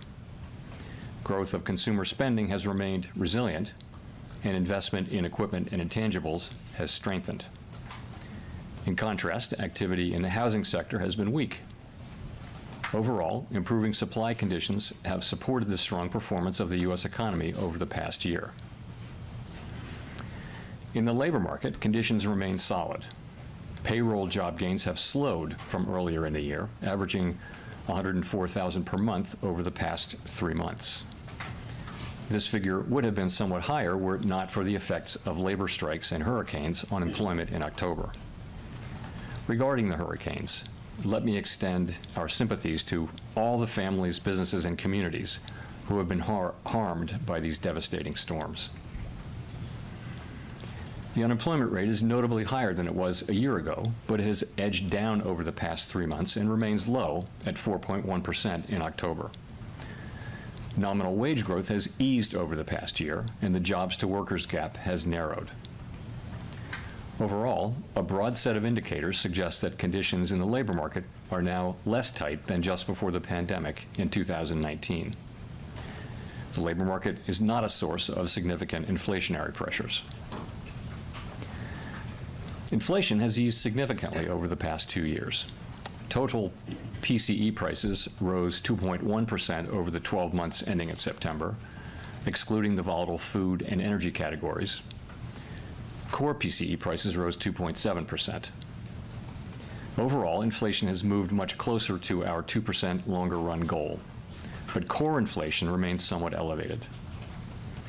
Longer-term inflation expectations appear to remain well anchored, as reflected in a broad range of surveys of households, businesses, and forecasters, as well as measures from financial markets. Our monetary policy actions are guided by our dual mandate to promote maximum employment and stable prices for the American people. We see the risks to achieving our employment and inflation goals as being roughly in balance, and we're attentive to the risks to both sides of our mandate. At today's meeting, the committee decided to lower the target range for the federal funds rate by a 1/4 percentage point to 4.5% to 4.75%. This further recalibration of our policy stance will help maintain the strength of the economy and the labor market, and will continue to enable further progress on inflation as we move toward a more neutral stance over time. We know that reducing policy restraint too quickly could hinder progress on inflation. At the same time, reducing policy restraint too slowly could unduly weaken economic activity and employment. In considering additional adjustments to the target range for the federal funds rate, the committee will carefully assess incoming data, the evolving outlook, and the balance of risks. We are not on any preset course. We will continue to make our decisions meeting by meeting. As the economy evolves, monetary policy will adjust in order to best promote our maximum employment and price stability goals. If the economy remains strong and inflation is not sustainably moving toward 2%, we can dial back policy restraint more slowly. If the labor market were to weaken unexpectedly, or inflation were to fall more quickly than anticipated, we can move more quickly. Policy is well positioned to deal with the risks and uncertainties that we face in pursuing both sides of our dual mandate. The Fed has been assigned 2 goals for monetary policy: maximum employment and stable prices. We remain committed to supporting maximum employment, bringing inflation sustainably to our 2% goal, and keeping longer-term inflation expectations well anchored. Our success in delivering on these goals matters to all Americans. We understand that our actions affect communities, families, and businesses across the country. Everything we do is in service to our public mission. We at the Fed will do everything we can to achieve our maximum employment and price stability goals. Thank you. I look forward to our discussion. Thank you. Given the expectation that the election outcome will produce policies that would meaningfully impact the U.S. economy next year, how is the committee taking these proposals into account for upcoming decisions, including potentially the next one in December? And can you give us any more sense of how proactive or reactive the Fed is prepared to be to changes in economic policies with the next administration? Sure. So let me say that in the near term, the election will have no effects on our policy decisions. As you know, many things affect the economy, and anyone who writes down forecasts in their job will tell you that the economy is quite difficult to forecast looking out past the very near term. Here, we don't know what the timing and substance of any policy changes will be. We therefore don't know what the effects on the economy would be, specifically whether and to what extent those policies would matter for the achievement of our goal variables, maximum employment and price stability. We don't guess, we don't speculate, and we don't assume. Now, just in principle, it's possible that any administration's policies or policies put in place by Congress could have economic effects that over time that would matter for our pursuit of our dual mandate goals. So we, along with countless other factors, forecasts of those economic effects would be included in our models of the economy and would be taken into account through that channel. Nick.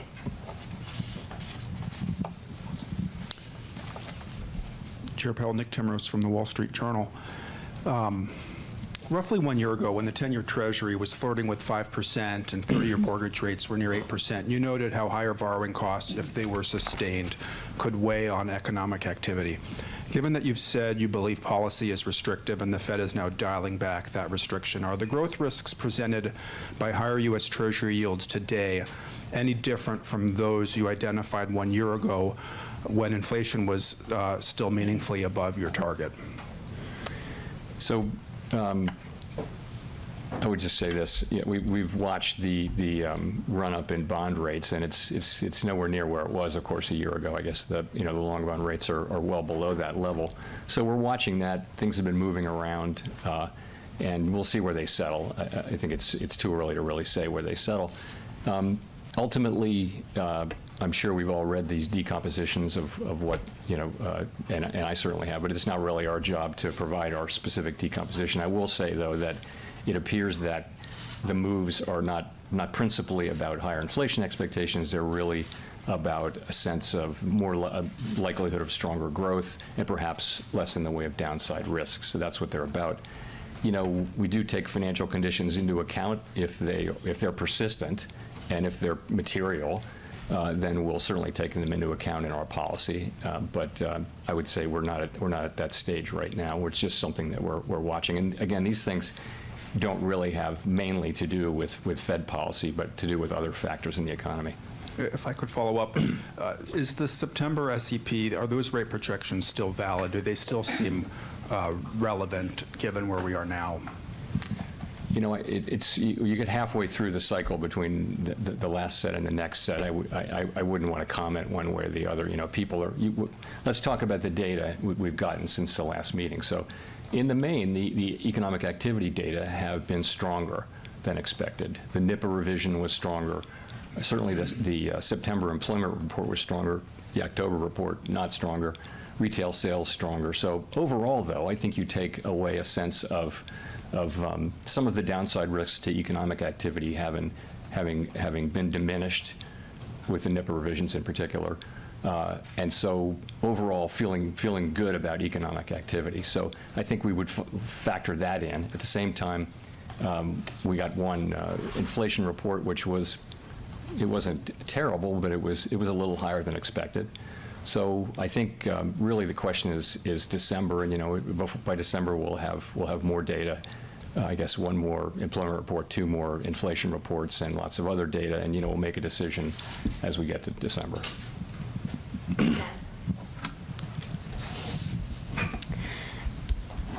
Gina Smilik from the New York Times. Thanks for taking our questions, Chair Powell. When it comes to December, what will you be looking at specifically as you try to make that decision? And then as of the Fed's economic projections in September, you had written down 4 quarter-point interest rate cuts in 2025. Do you still think that those are likely? Is that sort of the baseline outlook at this point, or has that shifted? And if it shifted at all, can you give a little bit of detail as to why?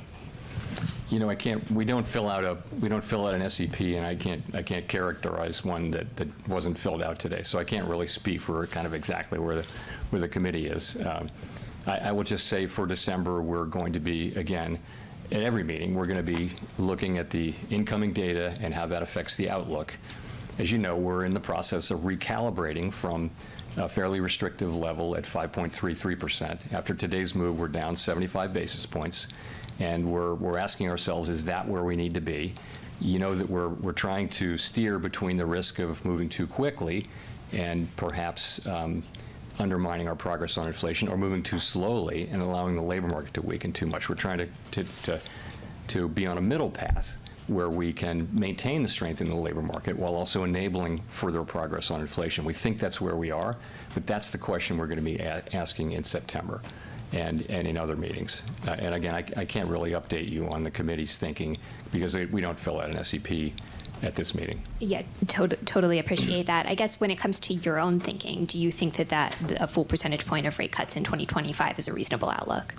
Again, we're going to wait and see how things come in December. I mean, it's just, I would put it this way. We're on a path to a more neutral stance. And that's very much what we're on. That has not changed at all since September.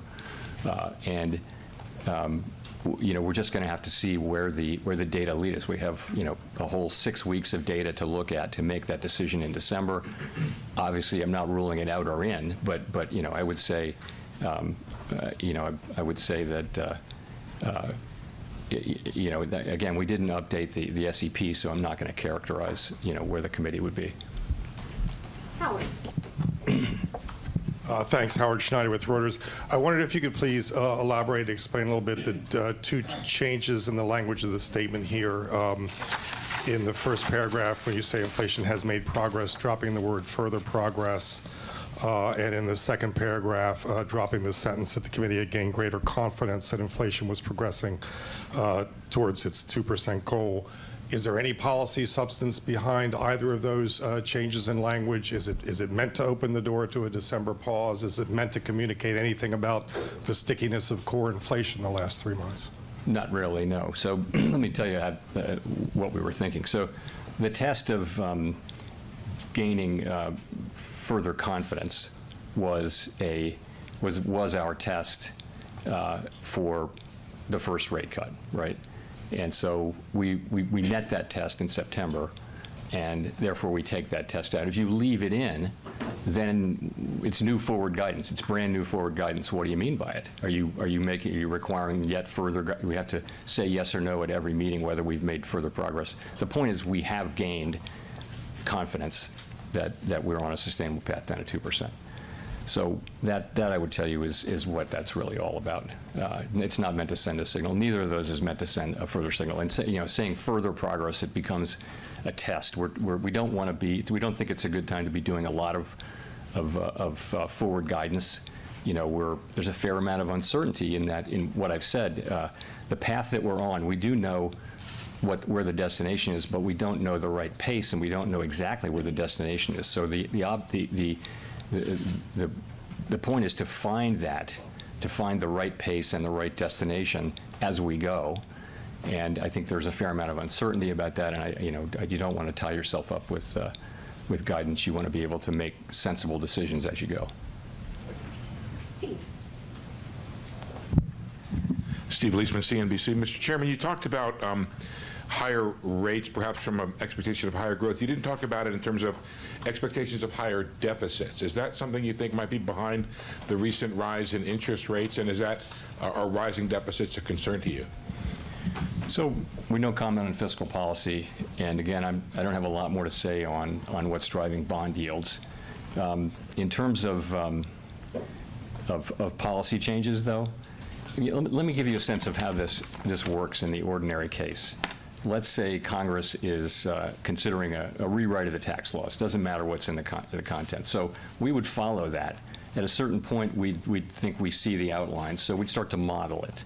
And then we'd wait, and then at a certain point, the staff would brief the FOMC and say, these are the likely effects. There's lots and lots of literature on the effects of tax policy changes on various parts of the economy. So we'd try to get smart on that, and then the law actually passes. And you'd start to put it. You probably run an alternative simulation before that happens, just to keep people trying to understand it. Then when it actually passes, it goes into the model, along with a million other things. So, we have a very large economy. Many things are affecting it at any given time, and a law change of some kind would go in there, but it would go in. But it would, it's a process that takes some time. Clearly, the legislative process takes a lot of time. And of course, the real question is not the effect of that law. It's all of the policy changes that are happening. What's the net effect?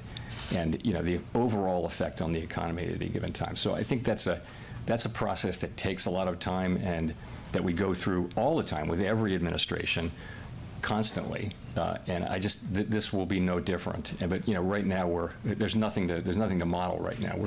It's such an early stage. We don't know what the policies are, and once we know what they are, we won't have a sense of when they'll be implemented or all those sorts of things. So I think I would just say we're not doing that now, and all that will take time, and it will be very much regular order when we do that.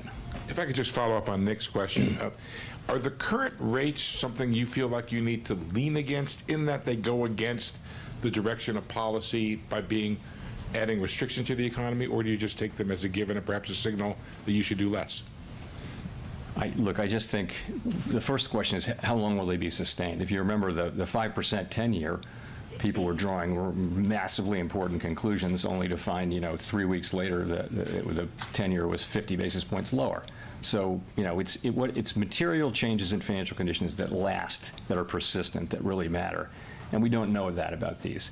What we've seen so far, we're watching it, we're reading, we're doing the decompositions and reading others, but right now it's not a major factor in how we're thinking about things. Chris. Thank you, Chris Rugaber at Associated Press. You mentioned the positive economic data that we've seen since the September meeting, including the revisions to things like savings, higher GDP growth. We saw stock market jump yesterday. That's renewed some of the questions about why do many cuts at all in this with this backdrop. So you're right. As I mentioned, and as you mentioned, the latest economic data have been strong, and that's, of course, a great thing and highly welcome.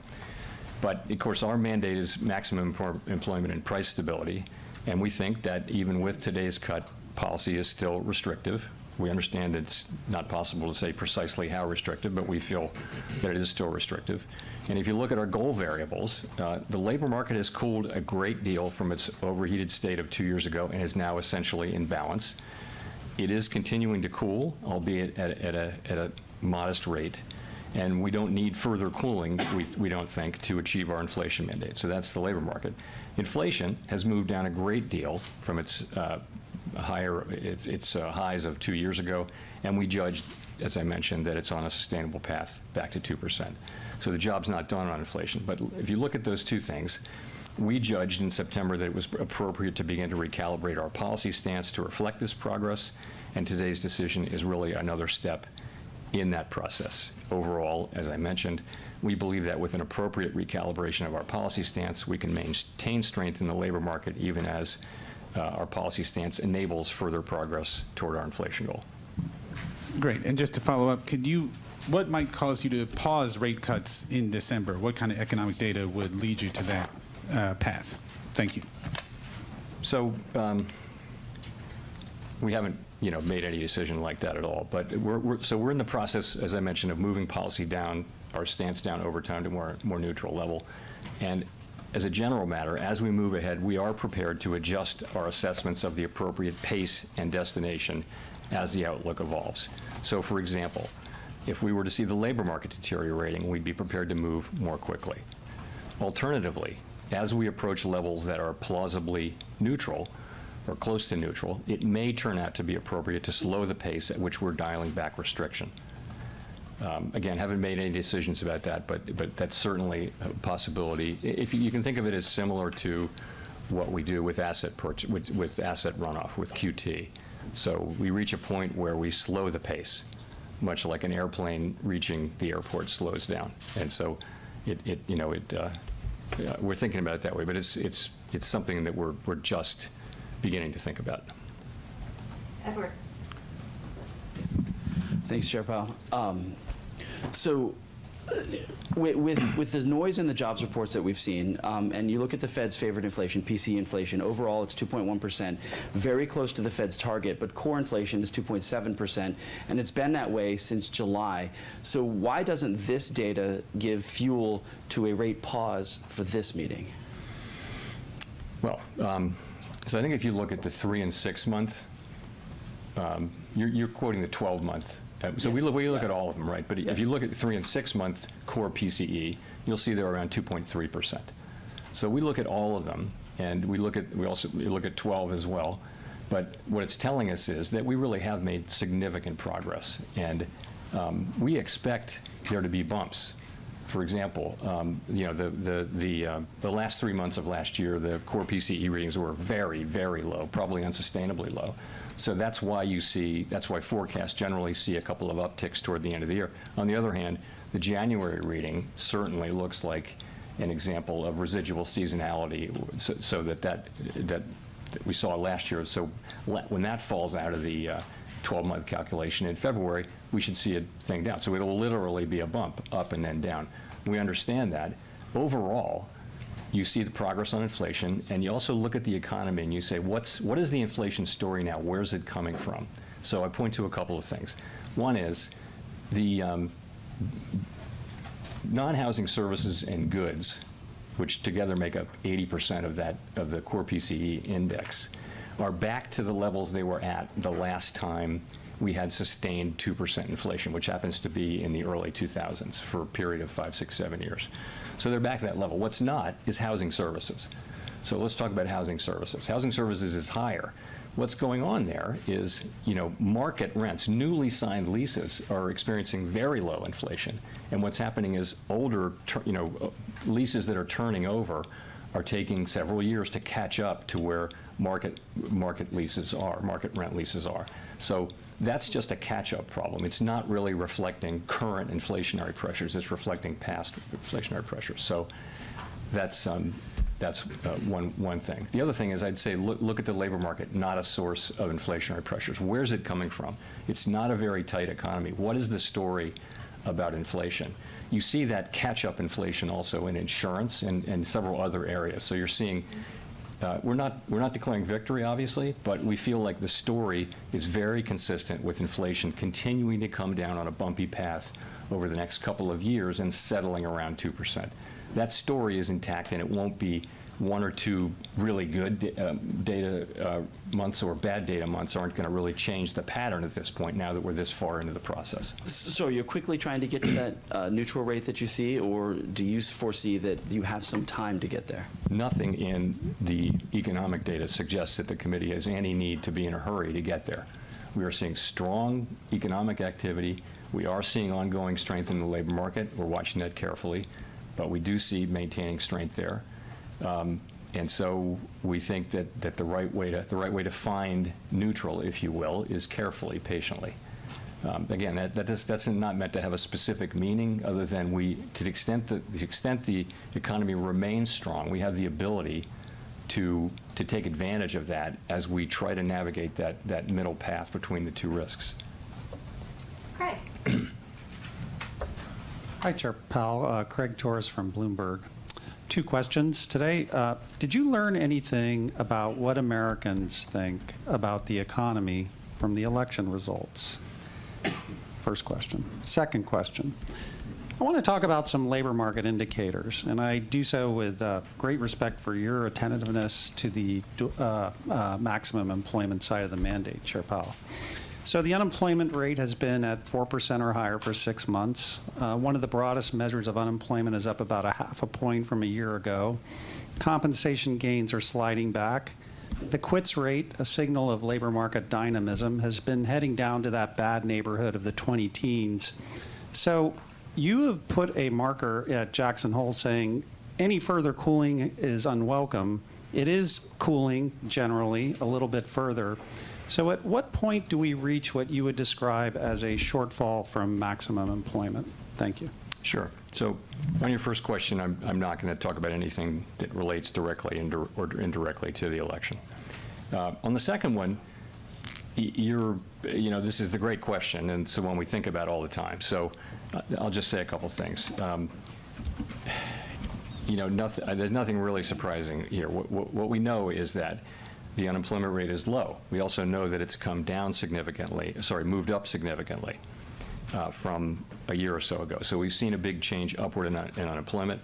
Sometimes that has meant bad things. So far, it doesn't appear to be. It appears that I wouldn't say that the labor market has fully stabilized, because I do think it's continuing to very gradually cool. But it seems to be in a good place, and our policy, of course, is designed to keep it in that good place, to maintain the strength in the labor market, while also enabling further progress on inflation. You mentioned a bunch of indicators, and you're right. The openings to unemployment rate is back to a normal level. I would characterize it more broadly as normalizing. You mentioned wages. Wages are still running just a bit above where they would need to be consistent with 2% inflation, unless productivity is going to remain at this high level. If we see productivity, more sustainably at these high levels, then that would sustain higher wage gains. So I would say, in fact, you can say it the other way, that wage increases are now consistent with 2% inflation given current productivity readings. But of course, the lore on productivity readings is whenever you see high readings, you should assume they're going to revert pretty quickly to the longer-term trend. That has always been the case for 50 years. But it may be that we're now 5 years. If you look at the NIPA revisions that came out a month ago, we're 5 years into a nice set of productivity readings, which are sustained and very healthy. But overall, it's a good labor market. We could talk about 20 different data series. We'll be looking at all of them, of course. We don't want the labor market to soften much from here. We don't think we need that to happen to get inflation back to 2%. Victoria. Hi, Victoria Guido with Politico. Some of the president-elect's advisors have suggested that you should resign. If he asked you to leave, would you go? No. Can you follow up on, do you think that legally you're not required to leave? No. Mike? Michael McKee from Bloomberg Radio and Television. You talk a lot about what the data are telling you and how you are dependent on the data, but in terms of forward-looking assessments of the economy, what are you hearing from CEOs or other officials around the country?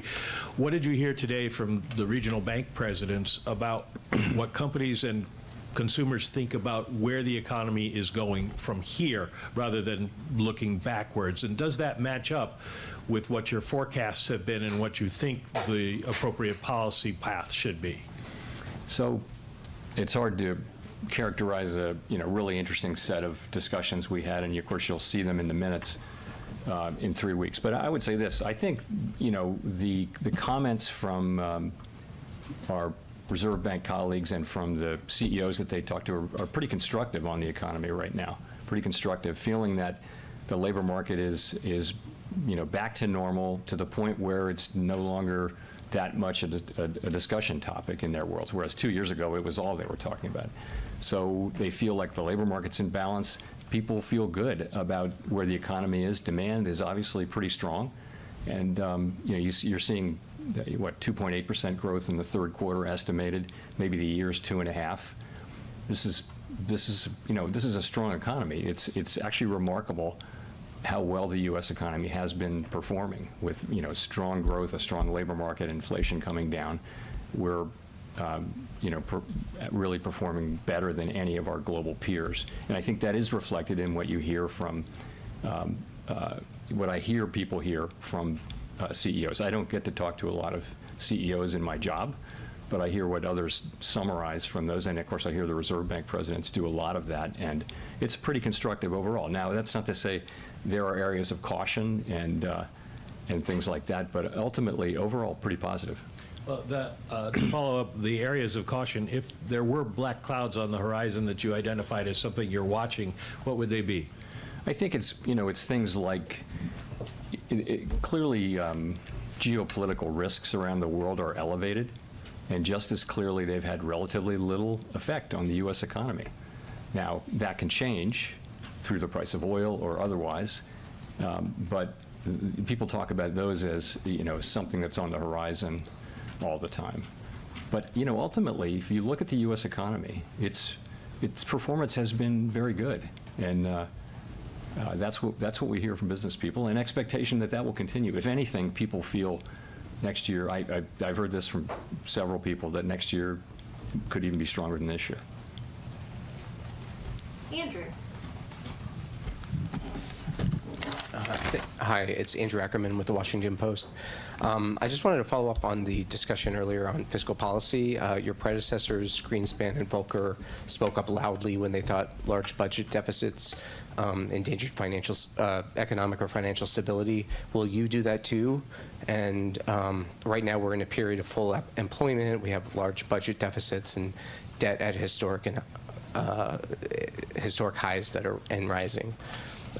Is that something you'd speak out against? So, I have said many times, no more, no less than what the predecessors you mentioned have said. And what that is that the U.S. federal government's fiscal path fiscal policy is on an unsustainable path. The level of our debt relative to the economy is not unsustainable. The path is unsustainable. And we see that in, you've got a very large deficit you're at full employment, and that's expected to continue. So it's important that we, that to be dealt with. It is ultimately a threat to the economy. Now, I can say that. I don't have oversight. We don't have oversight over fiscal policy.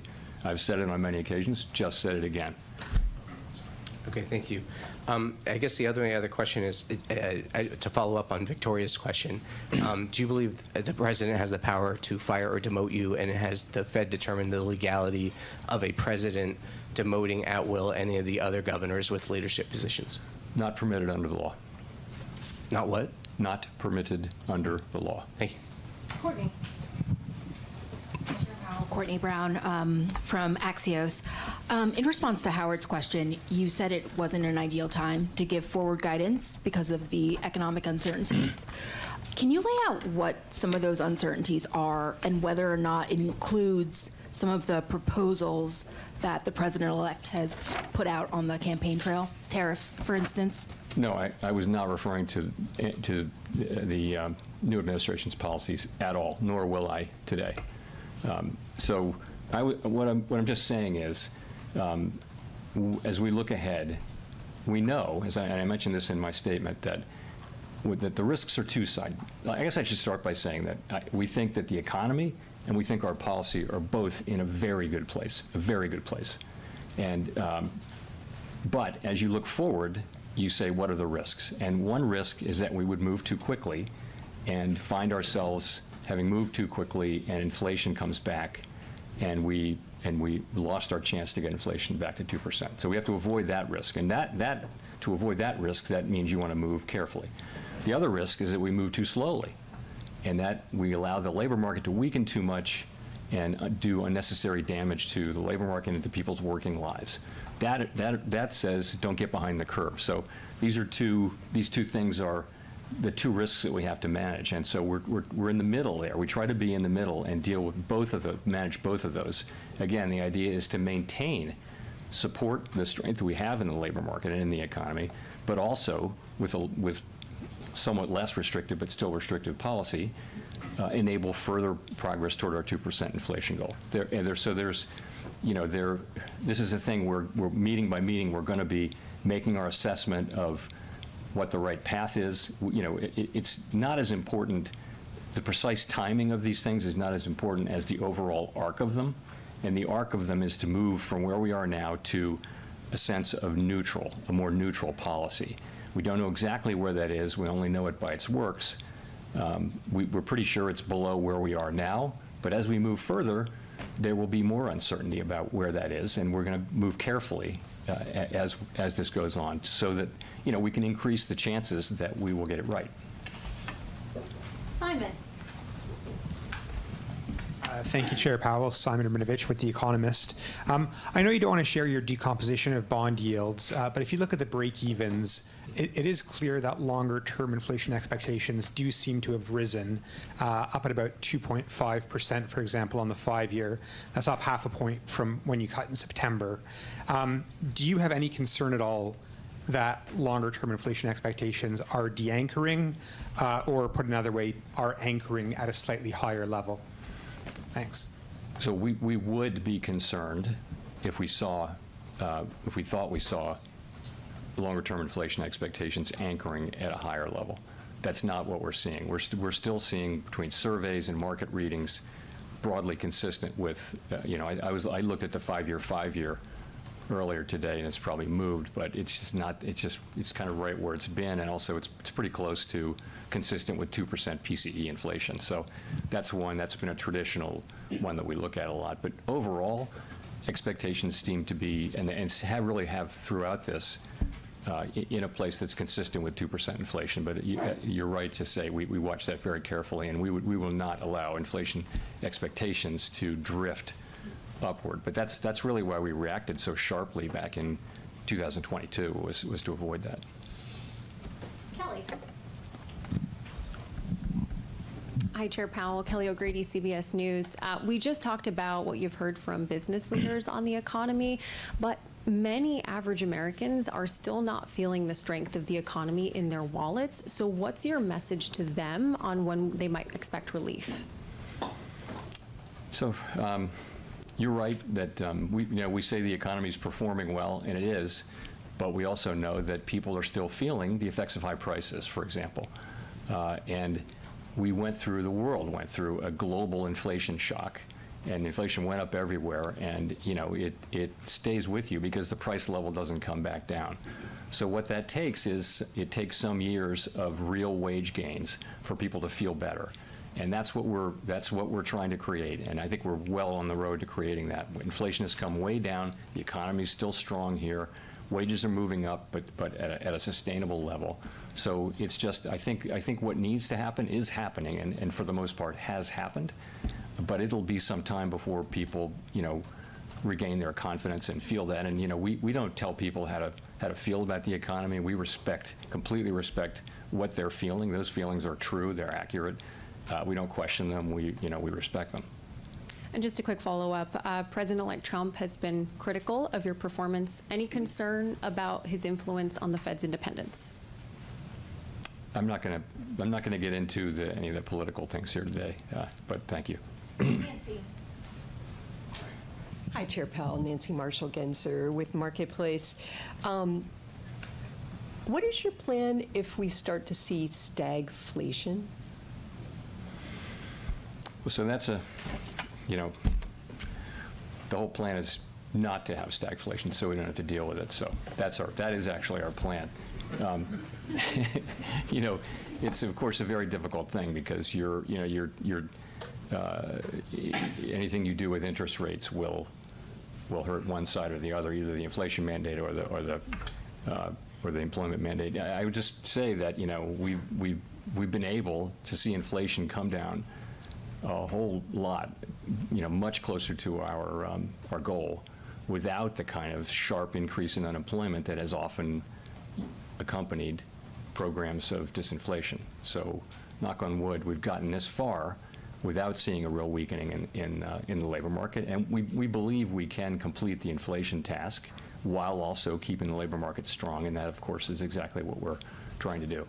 Can you rule out an interest rate hike next year? No, I wouldn't rule anything out or in that far away, but that's certainly not our plan. I mean, our baseline expectation is that we'll continue to move gradually down towards neutral, that the economy will continue to grow at a healthy clip, and that the labor market will remain strong. If you look at our that will not change from the September SEP. That is our baseline forecast, and short of some exogenous event, that will continue to be our forecast for the foreseeable future. So. But ultimately, we're not in a world where we can afford to rule things out a full year in advance. There's just too much uncertainty in what we do. Let's go to Jean for the last question. Hi, Chair Powell. Jean Young with MNI Market News.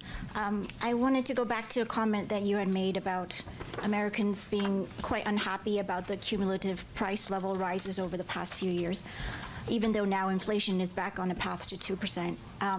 Would it be appropriate for the Fed to undershoot for a while on its inflation goal under the average inflation targeting regime so people have a chance to catch up?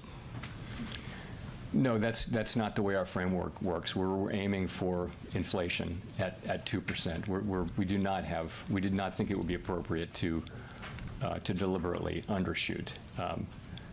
And part of the problem there is that low inflation can be a problem too, in a way. But that's not part of our framework, and it's not something we're going to be looking at in our framework review. Thank you very much.